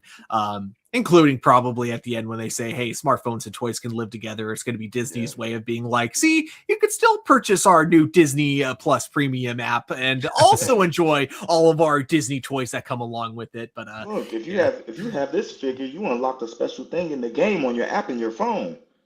They work together. Yeah. Let's see here. Six adults play too. Marcelino's got a couple of questions here. Everyone knows about the failure of the Inhuman show, but one thing that no one talks about is how Ike Perlmutter, Kevin Feige's former boss, wanted the Inhumans to replace the X-Men. Ike Perlmutter was not a fan of promoting teams or characters that didn't have movie rights to. Two famous examples include the 2016 Marvel calendar that featured every Marvel character except for the X-Men and Fantastic Four, and the infamous She-Hulk comic where she threatened to tear up the writer's X-Men comics if they didn't buy her book, redacting any X-Men reference. And around the time in the comics, Ike Perlmutter fired writers that weren't on board with his ideas and replaced them with writers who shared his mentality. This began the infamous death of X and Inhumans versus X-Men, and that Terrigen cloud that creates Inhumans. Well, apparently it's toxic to mutants. It didn't used to be, but now it is. When this was all going down, what was your reaction? First of all, I didn't even know that he had that type of power. To even begin with, so I really don't have an opinion on all that. But I'm sorry. Oh, you laughing at a comment? Neptune in the first SpongeBob movie. Oh man, now I got to see a Photoshop of this. I think Ike Perlmutter was a huge misogynist and racist because like he didn't want a Black Panther movie because he's like black people don't see superhero movies, and then he also basically was the reason there weren't very many Black Widow toys back when the first Avengers movie came out. He basically was like, oh no, make sure every store only gets like one or two. Basically the only people that want Black Widow are the collectors. No girls are going to buy toys. That's stupid. That was basically his mentality. And I think that like he and Jeff Loeb were kind of a big part in why the TV side of things and the movie side of things felt very separated up until Phase 4 of Marvel. I think it was just, he had very much like a mindset that he was working on that like was not anywhere near the same as anyone else's. And I think that him finally stepping down and letting Kevin Feige be in full control over the movies was like the best thing that happened to Marvel. Otherwise Phase 3 of Marvel would have looked completely different. Fuck Ike Perlmutter. Pretty much. When the era for the Star Wars prequel trilogy was at an all-time high, The YouTuber Chris Waffle and his friend performed a song in the Hollywood sidewalk titled George Lucas R-worded our childhood. Did you ever listen to this song? What was your reaction to it? I've never heard of it before. Oh yeah. Yeah. You heard of I- it, Stuart? Oh yeah, no, it was this is the thing I constantly say about like modern Star Wars and the prequels. But yeah, like because there were definitely there's like that song of George Lucas art our childhood, and yeah, it was I think at the time I got a chuckle out of it because I was young and dumb. But it is one of those things where it's like, yeah, it was pretty cringe and it's pretty messed up. Like the fact that like, he was just making his own movies. And then because they weren't as good as the original trilogy, suddenly it's like, oh, yep, George Lucas, you ruined everything for us. Screw you. Yeah, and that's coming. Yeah. Wait, is the R word just ruined? Oh, no, raped. No. Oh, God. Oh, Yeah. God. Okay, I didn't realize that. All right. Goodness, guys, y'all gotta Jesus. Yeah. Like he says, you guys always say that we shouldn't judge something until it comes out. But what's your breaking point? Ooh. What's something where you don't care how well it's written? It is the very idea of how it was never going to please you, and you hate the idea from the start. Examples include it never mattered how well Alien Resurrection could have been. Many people hated the idea of Ripley coming back as a hybrid clone and an alien movie being a dark comedy. It never mattered how well written the Joker movie was. People hate the very idea of Joker getting his own origin spinoff with Zero Batman. Indy is living proof that he's open about hating the idea of Joker. It never mattered how well Mercy could have been. People hate the very idea of Amazon movie promoting AI propaganda and propaganda. I think you guys may have said that's how you felt about Mercy. I don't know. Was that how I think that's how you said it, Stuart? I think that was how I hadn't felt. seen the movie.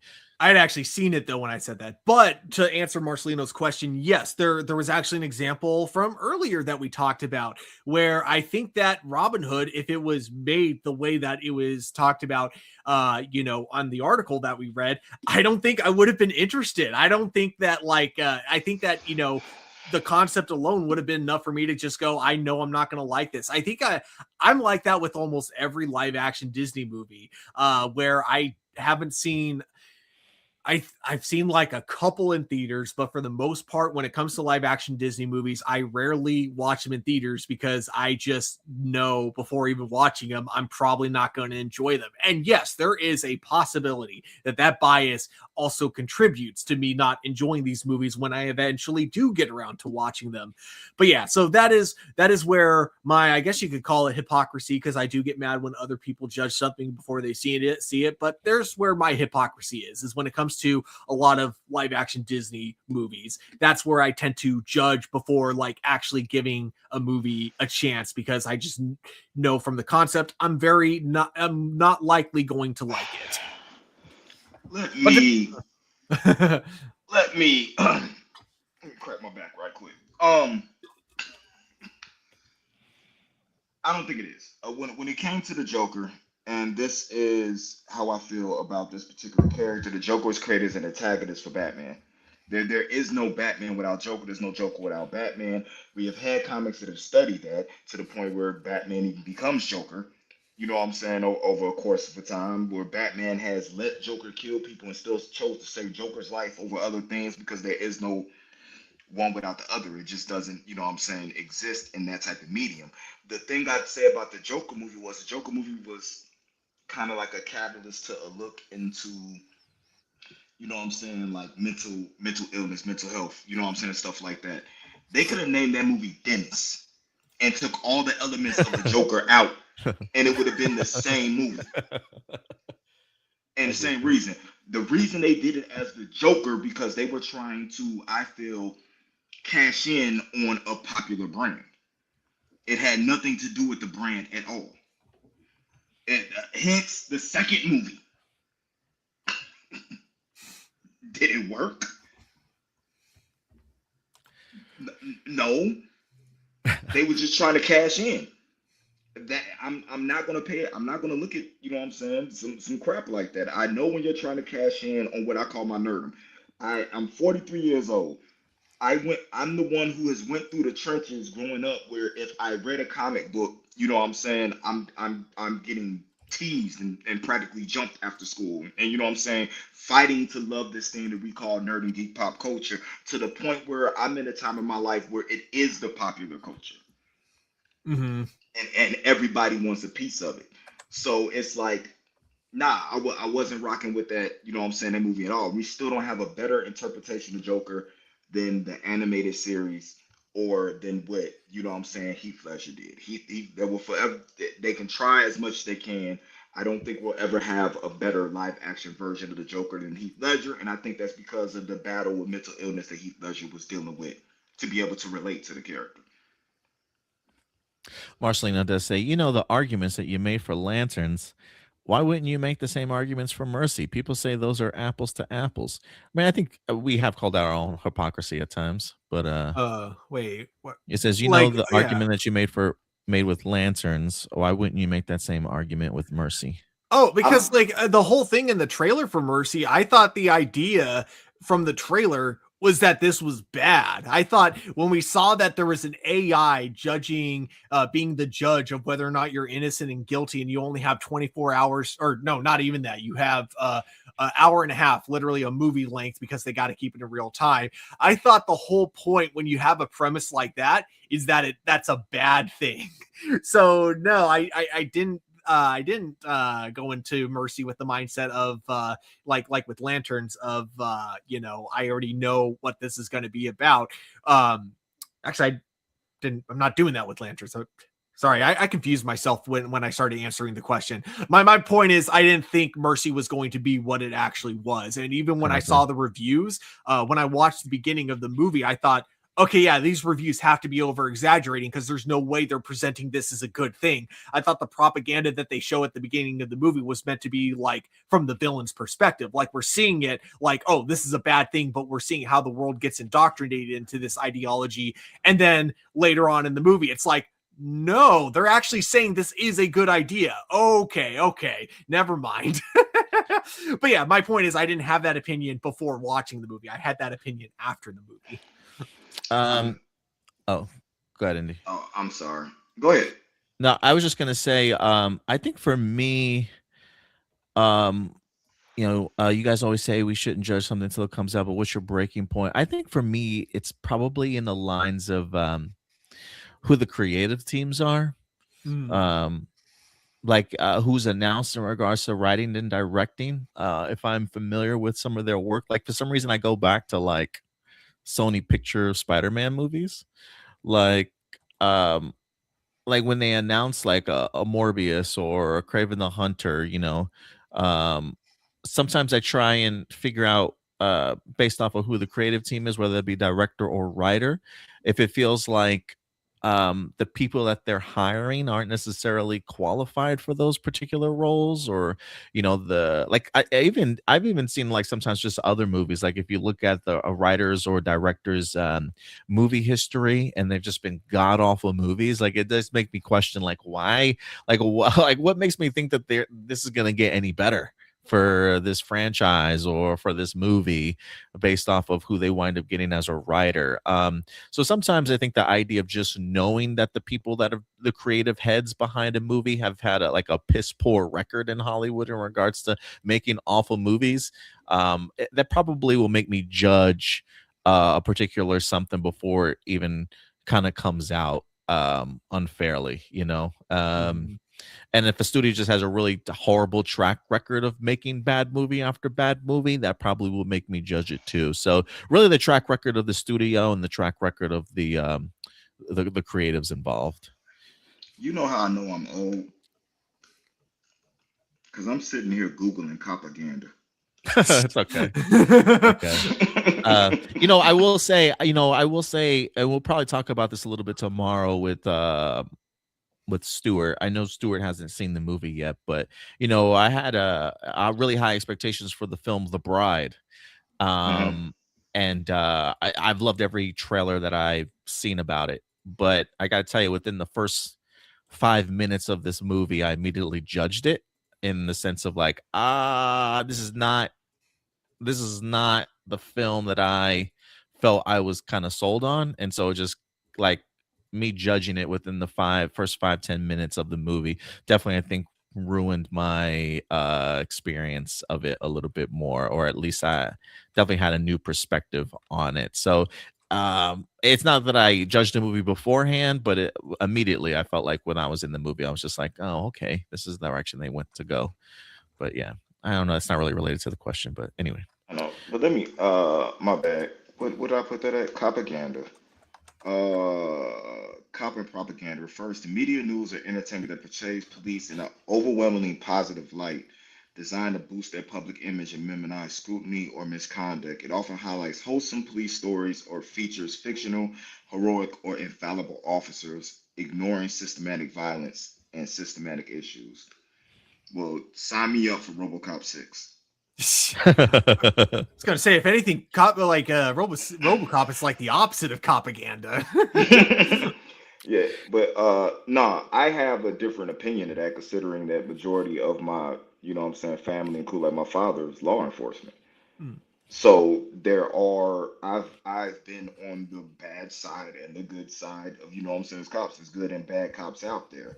And there's media that, shows me both sides of, what's happening. I mean, what, Denzel won his first friggin' Oscar for what, Training Day? Yeah, that was a great movie. So it's like it goes both ways when it goes out to it. It's just that if you come to find out, most of the more popular cop produced shows are when cops are doing negative rather than, doing positive.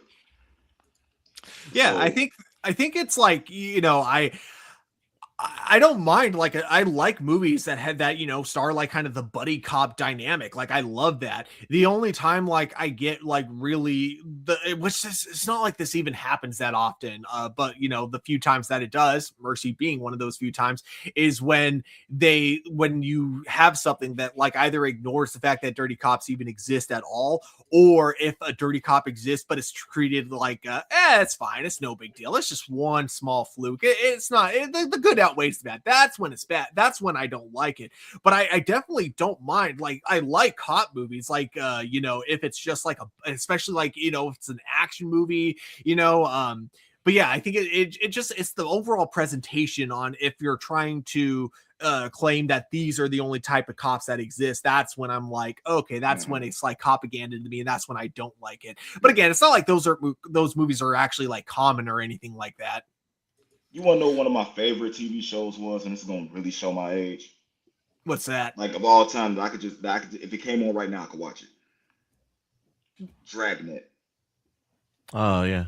So yeah, that's an old one. That's an old callback for sure. I don't think I've seen that. Yeah, it's an old one for sure. That was on my Nick at Night reruns. Yeah, for but sure. but if that was to come out right now, they would look at it and say propaganda. They would say the Andy Griffith Show was propaganda. Brooklyn Nine-Nine, The Untouchables, like Hawaii Five-0, Miami Vice, all the stuff we used to watch, back in the day. But that didn't stop you from knowing what was right, who was doing right, and who was doing wrong. It was just really good entertaining television that actually taught you a lesson. Yeah, I agree. Nathaniel, have you seen the Netflix film Roof Man, which stars Channing Tatum as the real-life fugitive Jeffrey Manchester, whose clever survival tactics led him to an unexpected bond with a single mother played by Kristen Dunst? That's the homeboy that worked at the Toys R Us, right? Or like that didn't work there. Yeah, that was up in the Toys R Us. Yeah, That was that's right. Great movie. The movie poignantly explains how he transformed her family's life while hiding his criminal identity, only for his past to eventually catch up with him in a heartbreaking betrayal. Despite his capture, the enduring compassion shown by the pastor and the family highlights the complex human struggle between a man's mistake and his genuine desire to start over. I wanted to see this movie, and I missed it in theaters, unfortunately, but it was on my list to check out. You enjoyed it? It was a good movie. It was a really good movie. Have you seen it, Stuart? No, I haven't. But I do remember seeing the trailers for it. Yeah, I really wanted to see it, and I unfortunately missed it. Marky Parko, two-part question regarding Matthew Lillard. After visiting Revisiting 3 decades of his career, Matthew Lillard shared how he received Casey Kasem's personal blessing to carry on the iconic voice role of Shaggy, a mantle he has now held for 20 years. The actor also discussed his recent professional resurgence, highlighting by his long-awaited and highly anticipated return to the Scream franchise. I guess it's not really a question in there, though. During the filming of the original Scream, Skeet Ulrich, who played Billy Loomis, accidentally let a prop phone slip from his hand, hitting Matthew Lillard in the back of his head. Rather than breaking character, Lillard stayed in the moment and improvised his pained reaction. "You hit me with the phone, dick," while waiting for a cut that never came. This spontaneous bit of realism was so perfect the director, Wes Craven, kept it in the film. I didn't know that. That's cool. That's cool. I didn't know it was improv. The best part of Scream 7 was him in it. Yeah. Okay. Yeah, I wasn't sure how they were gonna include him in it, but that's cool. I'm glad to know that. It was really cool. You know what I'm saying? There was some AI Gando, whatever that is, in there though. My friends call me Joseph. What are the chances that in Brand New Day, the Spider-Man film, Happy Hogan's deep-seated loyalty to Tony Stark's legacy leads him to uncover forgotten records hidden within Stark Industries' encrypted archives? It is possible that the repercussions of his past mentioned in the film synopsis refer to digital remnants or physical artifacts from his condo that managed to survive Doctor Strange memory wipe. With Happy confirmed to return in this 2026 sequel, could a hidden piece of Stark technology be the key to restoring the memory of the hero Tony once treated like a son? God, I hope not. I hope not. I hope not. And the only reason why Please I'm over the Tony stuff. I don't need any further like connect. I'm not over the Tony stuff, but like the connection of Tony and Spider-Man, like I'm ready to move on. Like that, the Tony Stark legacy stuff maybe had a place in John Watts's Spider-Man trilogy for Tom Holland, but at this point, no, I'm ready to move on from all that. And the only way I feel like this whole thing works if it works like Tom Holland Spider-Man is the only one that knows what's going on. That's what's gonna make the effect of him seeing Tony's face as Doctor Doom and all that much more traumatic. You know what I'm saying? Everything for him. All this, everybody needs to remember stuff doesn't need to happen. Let him have to deal with it. Let him carry the burden, and that's how we're gonna get to Spider-Man similar to what we've seen in the comics. Because it would make no sense to me, like the idea of the spell is so strong it wipes out all technological evidence that of Peter Parker being Spider-Man, unless that techno evidence is extremely well encrypted. It's like I don't buy that. if it's done through magic, it should affect all technology, even if it's well encrypted. We also got Alex. What's up, Alex? Appreciate you coming through today. When it comes to some actors like Noel Guglielmi, I'll have to Google that in a second. The name Hector has become more than just a character. It's a recurring legacy that spans across the Fast and Furious franchise and dozens of other projects. Guglielmi, if I'm pronouncing that right, I don't even know, has leaned into the joke with a great sense of humor, fully embracing his status as Hollywood's go-to tough guy, while fans jokingly imagine a Hector cinematic universe where every version of him exists in the same world. Given his self-aware approach to his career, do you think his willingness to embrace being typecast as the same character has actually made him more iconic than he had fought against it? One, I just went into Harry's and I ordered 3 T66 turbos with NOS and a Motec system exhaust. Wait, what? The line. Oh, That's the famous line. Oh, okay. I couldn't hear you for a second. I just went into Harry's and the dude ordered 3 T66 turbos with NOS and a Motec exhaust system. Do you think his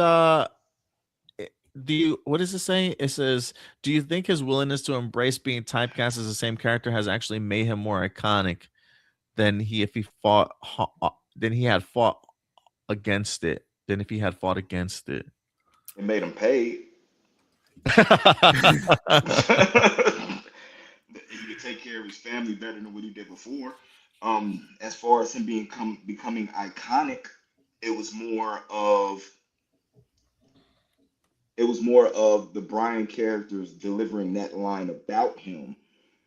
You know what I'm saying? That made him iconic. That scene, you know what I'm saying, when it cut out. Because like anytime you go into any comments or any video, you see that you see that line posted. You know what I'm saying? Somewhere in them comments. But I would put that on the success of the Fast and the Furious franchise, especially that first movie, the original movie he was in that actually did it. But typecast me in anything you want to. I'll go sell drugs on the corner and and walk around with an Arizona and a bag of Skittles with a hoodie on. Oh man, that's funny.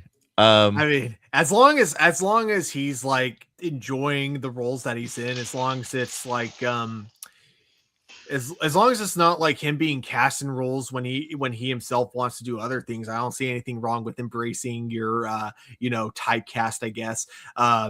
Yeah, like I don't know. I actually don't think I I like, as I'm looking through his IMDb, I'm recognizing a lot of roles that he's in. I just never put a name to the face before. So yeah, I don't know. If it makes him successful, go for it. But at the same time, usually the only problem is going that route does mean it becomes a lot harder when you see a role that really calls to you and you think you could really do it.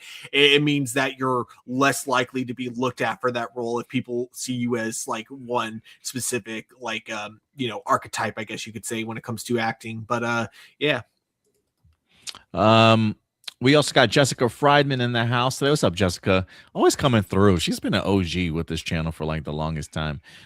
With Disney canceling their live action remake of Robin Hood, which other underappreciated animated movie would you like to see get a live action remake treatment instead? And what are you looking forward to seeing in the next season of King of the Hill revival? The Sword in the Stone. That would be sick. Is that that's Disney, huh? Yeah. Yep. Yeah. Dude, I love that. Fucking love that. I would definitely be up for that. I was gonna say there are two on this list. There's a couple out here that haven't had a live action adaptation yet that I'll name off for you guys. Chicken Little, Meet the Robinsons, Brother Bear, Treasure Planet, Atlantis, The Lost Empire, The Black Cauldron from 1985, and these last two, The Hunchback of Notre Dame. And Pocahontas. I actually would not be opposed to seeing either of those last two. The Hunchback of Notre Dame, I think, would be an interesting one. Look, dude, give me Pocahontas any day of the week. That's probably a little bit too woke for Disney right now, though. I doubt that they would want to put that out in today's climate. But I'm thinking, like, when I think of Pocahontas, I'm thinking I need you to get me the director and writer behind The Revenant. And I need a real grounded Pocahontas movie, dog. Like, I would absolutely love it. Disney would never do that, but yes, please, I would be down for that. You know what they would do though? Peter Dinklage as the Hunchback. Probably. But yeah, any other live action ones treatment? I really like your call there, Indy. The source that'd be fantastic. It's one of my favorite Disney animated movies of all time. Out of the ones that were listed, I would love to see either like The Black Cauldron, or I would love to see Treasure Planet. I think that would look so cool in live action. That'd be pretty dope. It might not be a Disney movie, but give the Wayans brothers Puff the Magic Dragon. Wait, give them which one? Puff the Magic Dragon. Puff the Magic Dragon. I love it. But as for the second half of the question, yeah, what would you like looking forward to seeing in the next season of King of the Hill? This is something I've wanted to see in King of the Hill since like early on. I want Dale to finally learn about Joseph not being his biological son, or Joseph learning that Dale isn't his biological dad. I don't necessarily need them both to learn. I want at least one of them to finally learn about it, though. Nice. Let's see here. We got Cars Are My Hobby. Robert Rodriguez recently celebrated the 25th anniversary of Spy Kids by reuniting the original stars to induct franchise props into the Texas Hall of Fame. Despite the negative reception of the fourth film, Rodriguez returned to write and direct the 2023 reboot Spy Kids Armageddon, effectively reviving the series for a new generation. This movie is particularly notable as it highlights his unique position as a creator who consistently reimagines his own cinematic universe over several decades. Man, that's 25 years old. That's crazy to me. I didn't even know he did another Spy Kids movie. So wait, that was in 2023? Yeah, I remember seeing it. I haven't seen it, but I remember seeing like promotion for it. Yeah. Question. What's up? Because I'm curious, because I kind of want this show remade. I was thinking about this the other day. What was the show that was similar to Quantum Leap, but it had a group of people? Sliders? Yes, that's what I want remade. Ooh, yeah, boy. I would love to see Sliders, boy. The fact that I even remembered that show, god damn, that's a callback. That was a good show, bro. Yeah, it was a good show. I meant to look up. Didn't Robert Rodriguez also do Alita Battle Angel?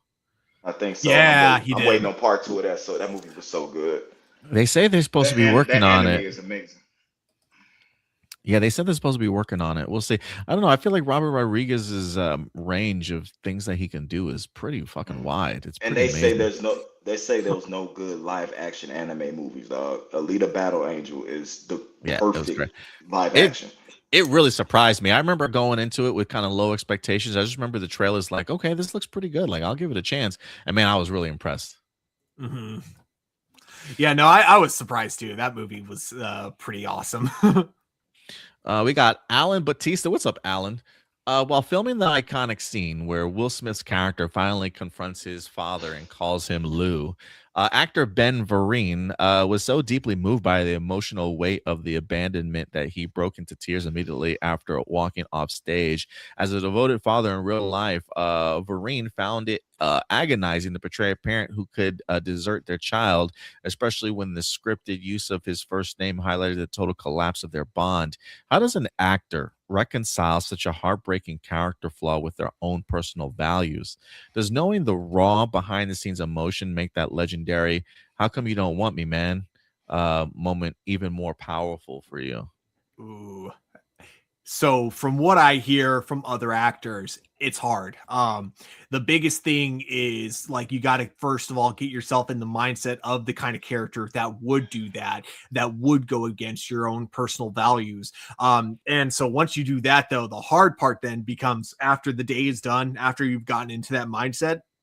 I hear all the time about like actors accidentally like bringing part of that character home with them, and like sometimes needing like a whole like moment to, like needing a lot of time to just unwind and just like kind of figure themselves out all over again. There was this great interview I saw between Nathan Fielder and one of the I forgot her name, but she was in Euphoria. She was kind of like the bitch, I guess, in Euphoria. Like I know that's describing like half the characters, but she was like kind of like the head of the head of the popular girls, who was like the biggest bitch out of all the popular girls. Anyways, she did a whole like interview with Nathan Fielder. The two of them interviewed each other, and that was like a big thing that they talked about, was that it gets really challenging, like when you're in the vibe of the character for so long. The challenge then becomes trying to get that character out of you afterwards. So yeah, that's a good question. I would definitely recommend like looking up interviews with actors for that. Yeah, I will say that whenever time I watch that episode, it doesn't matter how many times I see it, that line of "how come he don't want me, man," that shit makes me tear up every time, dude. Like, it's hard for me to not yeah, it's tough, man. I've never had a parent abandon me or like leave me willingly, at least. My father passed when I was like 5 years old. I never questioned the idea of like if he loved me or not, but just the idea of not having him around. Now multiply that by the idea of like somebody not wanting you. Like, I can't even imagine what that's like. It's really hard for me to wrap my head around, but for some reason it hits me every time. how come you don't want me, man? So I can see, especially somebody that's a real life father like that, having to play that role. I don't. It's not like another story though that kind of jumps at me when I think about that. The idea of like actors having these roles that are hard for them to have to portray. I don't know why it's not the father abandonment role, but it kind of takes me back to the Leonardo DiCaprio role that he played in Django, and the idea of him having to be like the slave master and use the N word and stuff. Like I read stories and interviews of people talk a lot about how hard of a role that was for Leo to have to do. And the fact that he even had like conversations, I think, with Jamie Foxx, about, even before filming that role, in the sense of like having to, use the N word and talk with him that way, like to be able to get into that character and then separate yourself from it after it's filmed, to have that wherewithal of talking to the people around you before you even have to perform that, and like just the weight of the character not going against your personal values, but having to portray that. Like I'm sure as an actors who usually tend to try and tap into real life experiences of their own, I'm sure that type of stuff is really hard for them to have to portray on screen. So it's, yeah, being an actor is, definitely not easy at times, depending on who you have to play. But yeah, but for some reason, when you talk about that role, I don't know why Leonardo DiCaprio's role comes up too to me. I mean, I can't relate to being the dad and ever doing that, and I think it's Yeah. because of I come from the character that Will Smith had to play going through that. So like I Yeah. felt it more of that aspect. And not, you know what I'm saying, not being wanted or something like that by your father. So that hit me home Yeah. very hard until I got older and figured out that it was complications and situations that was keeping that from happening, and stories twist. You know what I'm saying? When you get older, you start to figure out the truth about things that are going on.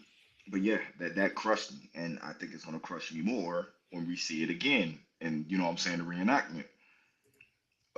You know what I'm saying, of what's gonna happen. So I'm looking forward to this new Bel Air season, but I don't think I'm looking forward to that pain.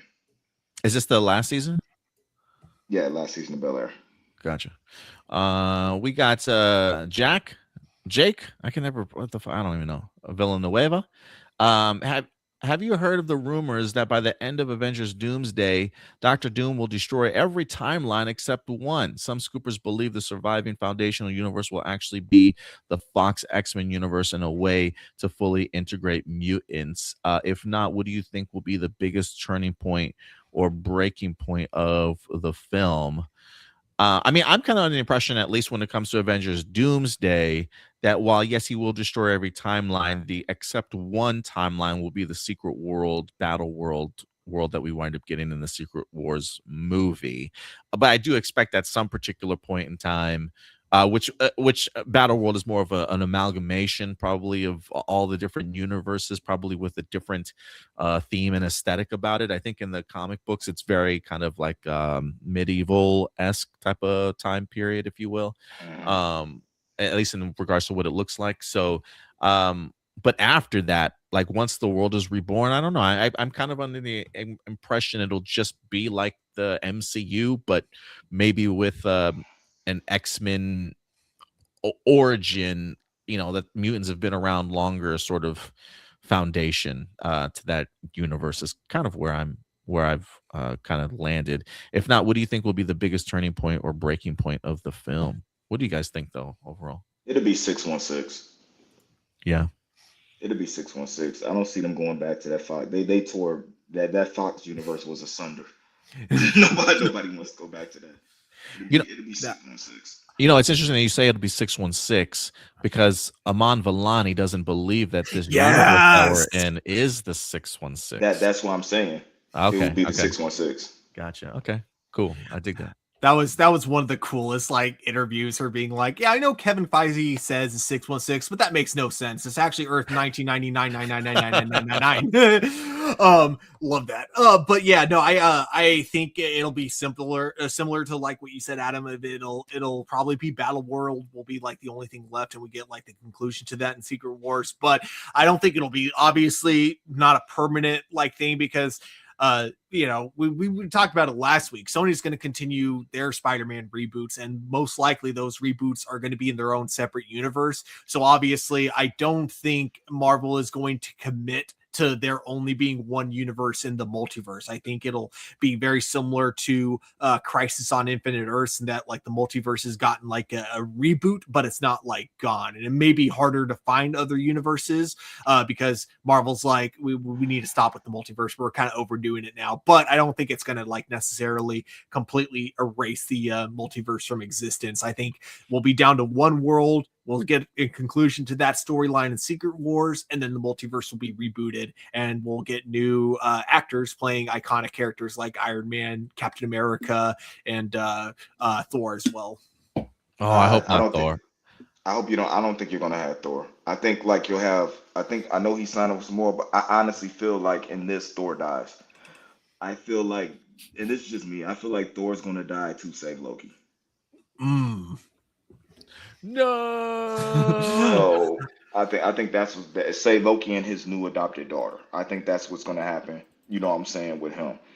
And somebody's going to carry on his mantle. But it was something else I was going to say, and I just totally just blanked on it. While you think about that, I just want to say hashtag we need more Aman Vellani. Yes. I need her to stop. I need her to stop worrying about what world it is and fight to have her character around more. Yeah, have Ms. Marvel involved a little bit more.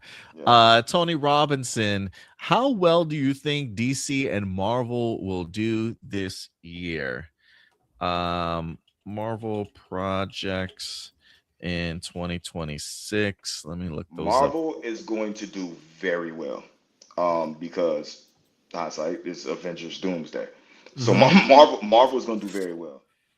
I mean, we got 2 Marvel movies this year, Spider-Man and Avengers. The 2 biggest names you can bring out in Marvel. So I have no doubt they'll do good.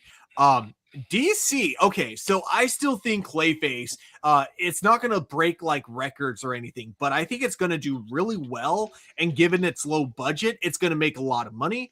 Supergirl, I don't know. I think Supergirl is going to do around Superman, maybe even a little bit more, maybe.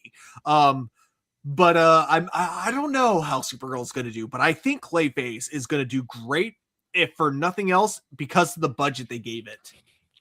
So, go ahead. Marvel's going to make money. DC's going to win awards. Oh, you know what? That's possible. That's possible.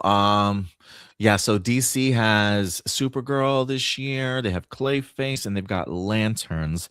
I think Lanterns will really surprise some people. I think they'll do well. I think the biggest question mark I have right now is going to be Supergirl in June.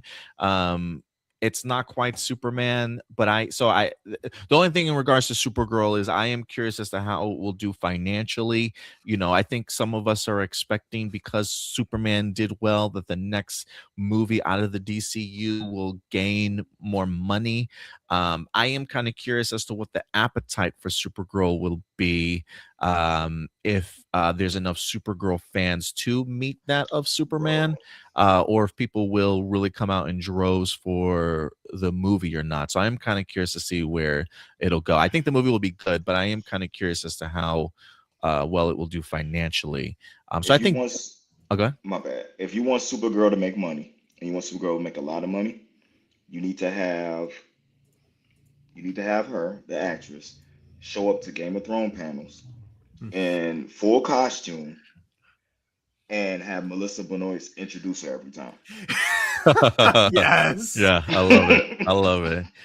On the other side of things, I don't really have any questions in regards to Marvel this year, believe it or not. Daredevil too. I mean, I'm looking at the schedule. So we already had Wonder Man, phenomenal. We got Daredevil season 2, which I think is going to be even better than the first season. Spider-Man Brand New Day is going to be a banger. X-Men 97 season 2 is coming out this year too. I think that's going to continue the momentum. Your Friendly Neighborhood Spider-Man may be season 2 may be the weakest of the bunch, but I really enjoyed season 1, and I think season 2 is going to be even more impressive. Vision Quest is a series that's expected to drop fall in 2026 from the Picard showrunner Terry something. I can't remember what it was, but I love Paul Bettany as the Vision. We're getting what's his face back from Ultron. I think Vision Quest is going to be a sleeper. I think it's going to be a phenomenal series itself.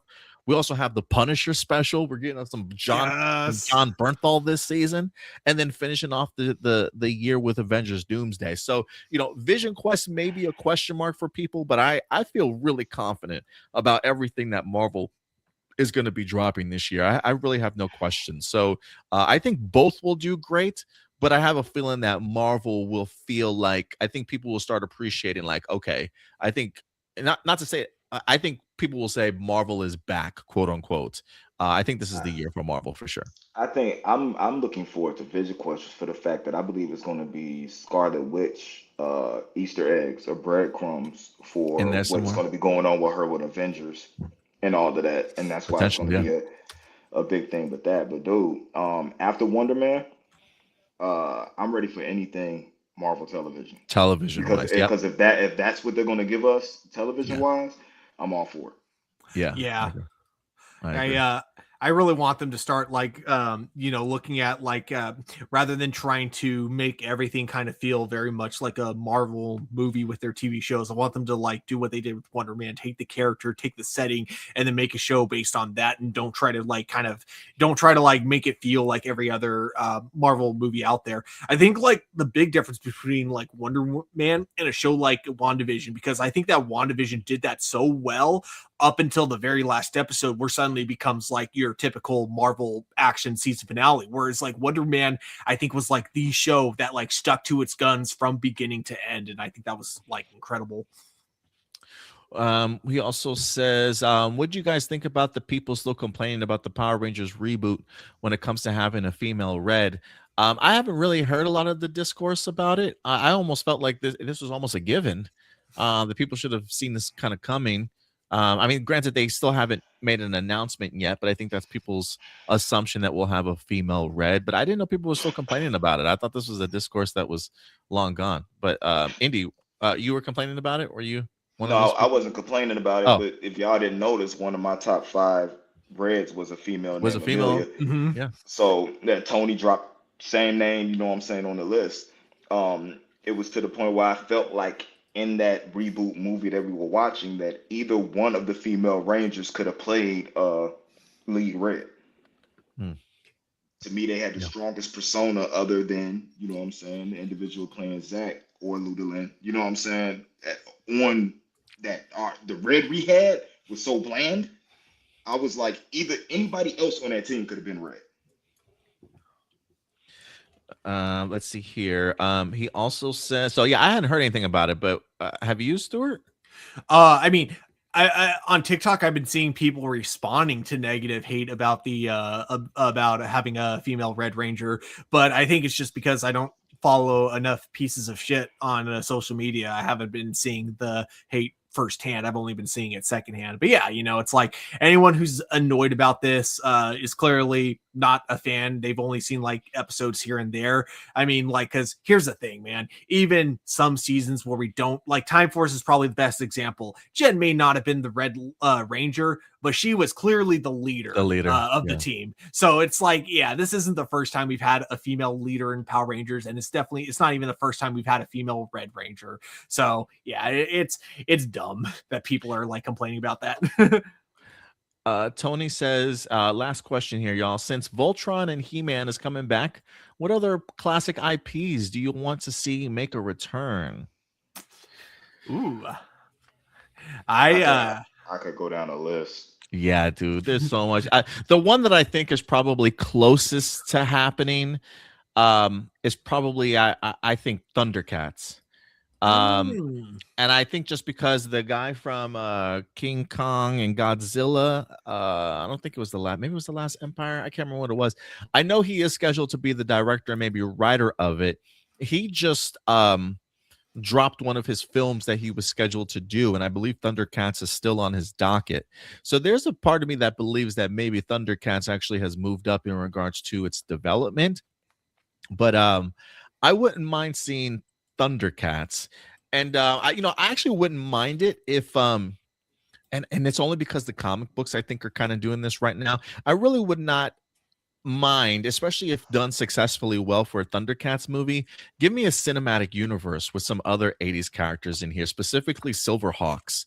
I think if Thundercats can take off, give me a Silverhawks live action adaptation too. Put them in the same sort of galaxy and universe. I think they're doing it in Dynamite Comics or whatever brand Thundercats is owned by right now. I think they're doing a crossover. Give me a cinematic universe with those two for sure. But those would probably be the two off the top of my head that I would love to see next. Okay, let's just bear with me, okay? And please, if you feel so co-sign me. Rainbow Bright, Care Bears, Pound Puppies, Heathcliff, Chippendale Rescue Rangers. My man said pound puppies, y'all. Pound puppies. Dog, I love it. I love it. Technically, we got Chip and Dale on Disney Plus. I need the real Chippendale back, though. I don't need that. Okay. I want the real one. Not Chip and Dale playing actors playing Chip and Dale. I mean, if we're going, what was the one with the dude turned into like the Ferrari? Like he morphed into the car? Oh. That's not Mask, right? That's not Mask. No, I know what you're talking about, and I totally forgot. It was like the teenager turned into the car. Yeah. Was it like armor that came onto him and he turned into a vehicle or some shit? No, like his hands and feet turned into wheels, and then he would get down on his knees and turn into the car. Oh shit! Hang on. I'm like just googling turn into a car. Okay, Turbo Teen. That was the name of it. Turbo Teen. Yes. Yeah. It is one of those shows. The intro will literally tell you everything you need to know about it. I would actually like to throw in Pirates of the Dark Water or the Pirates of Dark Water. I think would be great. I wouldn't even mind like a Darkwing Duck, but since my boy had the Duck, oh my god, Mega Duck. Yeah, I need Mega Duck. I need what's the guy from DuckTales, the robot? Gizmo Duck. Gizmo Duck. I need Gizmo Duck in there. Why somewhere. do I know this? Bring back Launchpad. Why we had it? Like, bring back Tailspin too. Actually, met the original voice actor the first crossover universe. Yeah, like why we don't have a DuckTales cinematic universe right now? I don't know. Tailspin, DuckTales, Darkwing Duck. Boom. We got the Gargoyles would be great. God damn, that was a great answer. But since my man dropped Pound Puppies, I think they're working on something for Gargoyles though right now. Like, I think I heard something like that too. Since you dropped Pound Puppies, I gotta put in Muppet Babies, dog. I need a Muppet Babies revival or live action. Like, forget Rugrats. Like, I'm done with Rugrats, bro. I need Muppet Babies. Okay, so I got one that shout out to Peg C with Brave Star. I love it. I got one that would be considered classic for people my age. Ben 10, I think, would be an interesting one to bring back in live action. And you know what? Here's the thing. I haven't seen the second live action movie, but they were both made for TV and they were both made on a super low budget. And I think the first one was pretty good for what it was. So you know what? Let's bring back Alex Winter to direct Ben 10, but give him like an actual budget this time. I think we'd have a pretty sick movie from that. I think so too. I think somebody might have mentioned this also last week or the previous week. If He-Man does well, She-Ra, man. I need to She-Ra would be dope also. There's just so many why haven't we not tapped into this stuff, y'all? Like, why? Like, we got all these great IPs that we could make really cool cinematic universes out of, cool crossover events, whether that be television series, animated series, or movies that are just sitting by the wayside. Like, come on, man. We need take this opportunity. Doug, I'll take a Doug reboot. As long as you keep it away from Disney. Disney already fucked up Doug once. They don't need to fuck it up again. Yeah, they killed one from that new intro that they had on there. You know, it was trash. Yep. They already messed it up for me. Yeah, guys, that will do it for all of our live viewer questions today. So everybody, thank you so much for everybody participating in the live viewer questions. Great questions this week, man. I really appreciate it coming from you guys. And always great to see Indy back, man. It's it's a rarity So when you are present for this man's return, know that you witnessed greatness for a brief period of time today. But it's great to see you, Indy. I appreciate you having me back. Hopefully you can come back regularly, man. Hopefully this isn't like a once every 3 years thing, bro. It's been a year. Oh, okay. But yeah, schedule just got to map out. Everything's going good. School schedule's finna get mellowed out, so I shouldn't have to work only weekend. Everything's coming together, building the space back up, so we'll be too good to go in a minute. All right, awesome, man. Yeah, we definitely could use you here with some content and your opinions. Always appreciate your viewpoints, man. As we wrap up, tomorrow, Stuart and I will be going live around 7 p.m. Central Time. We're going to try and do movie reviews once a week for you guys here. So, like, for instance, this upcoming Monday, tomorrow, we're going to be talking a little bit about the brand new movie that just dropped, The Bride, and maybe one or two other movies that might have dropped this week or fresh releases that we're going to be talking about with you guys. So probably spoiler discussion. We'll probably, if you've seen these movies, great. If not, just beware. But I do think maybe once a week, every Monday night, we're probably going to be talking about the movies that just dropped this past weekend. So look forward to that. Indy, if people want to follow you on social media, man, where can they find you at? I don't even know anymore. My social media done changed so much. I don't even know what my social media tags are anymore. Your thing says Indy Uchiha on all streaming platforms. Is that still true? Yeah, Indy Uchiha on all streaming platforms. Just dropped a new song, Toast to the Cool. You guys could definitely go check that out. If you want to give me a birthday present, go check the song out. Just go stream it. That'll help me dearly. And make sure that you like and subscribe right here, because you're going to see me posting more content here. There's stuff coming out that I'm looking forward to reviewing. Yes. Especially some good anime stuff. If you haven't seen Sentence to Be a Hero, go watch that. Amazing anime in its first season. Adidas Party 21st in Gary, Indiana. You guys need to check that out. And I am boycotting C2E2 this year. Oh. So found out they're giving proceeds to ICE, so I would not be going there. But you can find me Sunday, South Bend Anime Con. Nice. South Bend Anime Con. Just look it up. Excellent, man. It's good to have you here as always, Indy. Yeah, man, we need a space for some anime on here. Other shows that we're missing that you watch that maybe we don't around here. Yeah, man. Any content you want to post up here, always welcome to. Stuart, what about you, man? If people want to find you on social media, where can they find you, brother? You guys can find me at TurboStew01 over on Twitter, or not Twitter, sorry, over on Instagram, over on Letterboxd, and on TikTok as well. And, I promised you guys a 4-hour show. We almost made it. Next week probably won't be so long, but we'll see. We'll see how it goes. Yeah. If you guys want to follow us on social media, everywhere right over here. As you can see, the list, very active over on TikTok at Hero Report. We drop a ton of movie trailers throughout the week.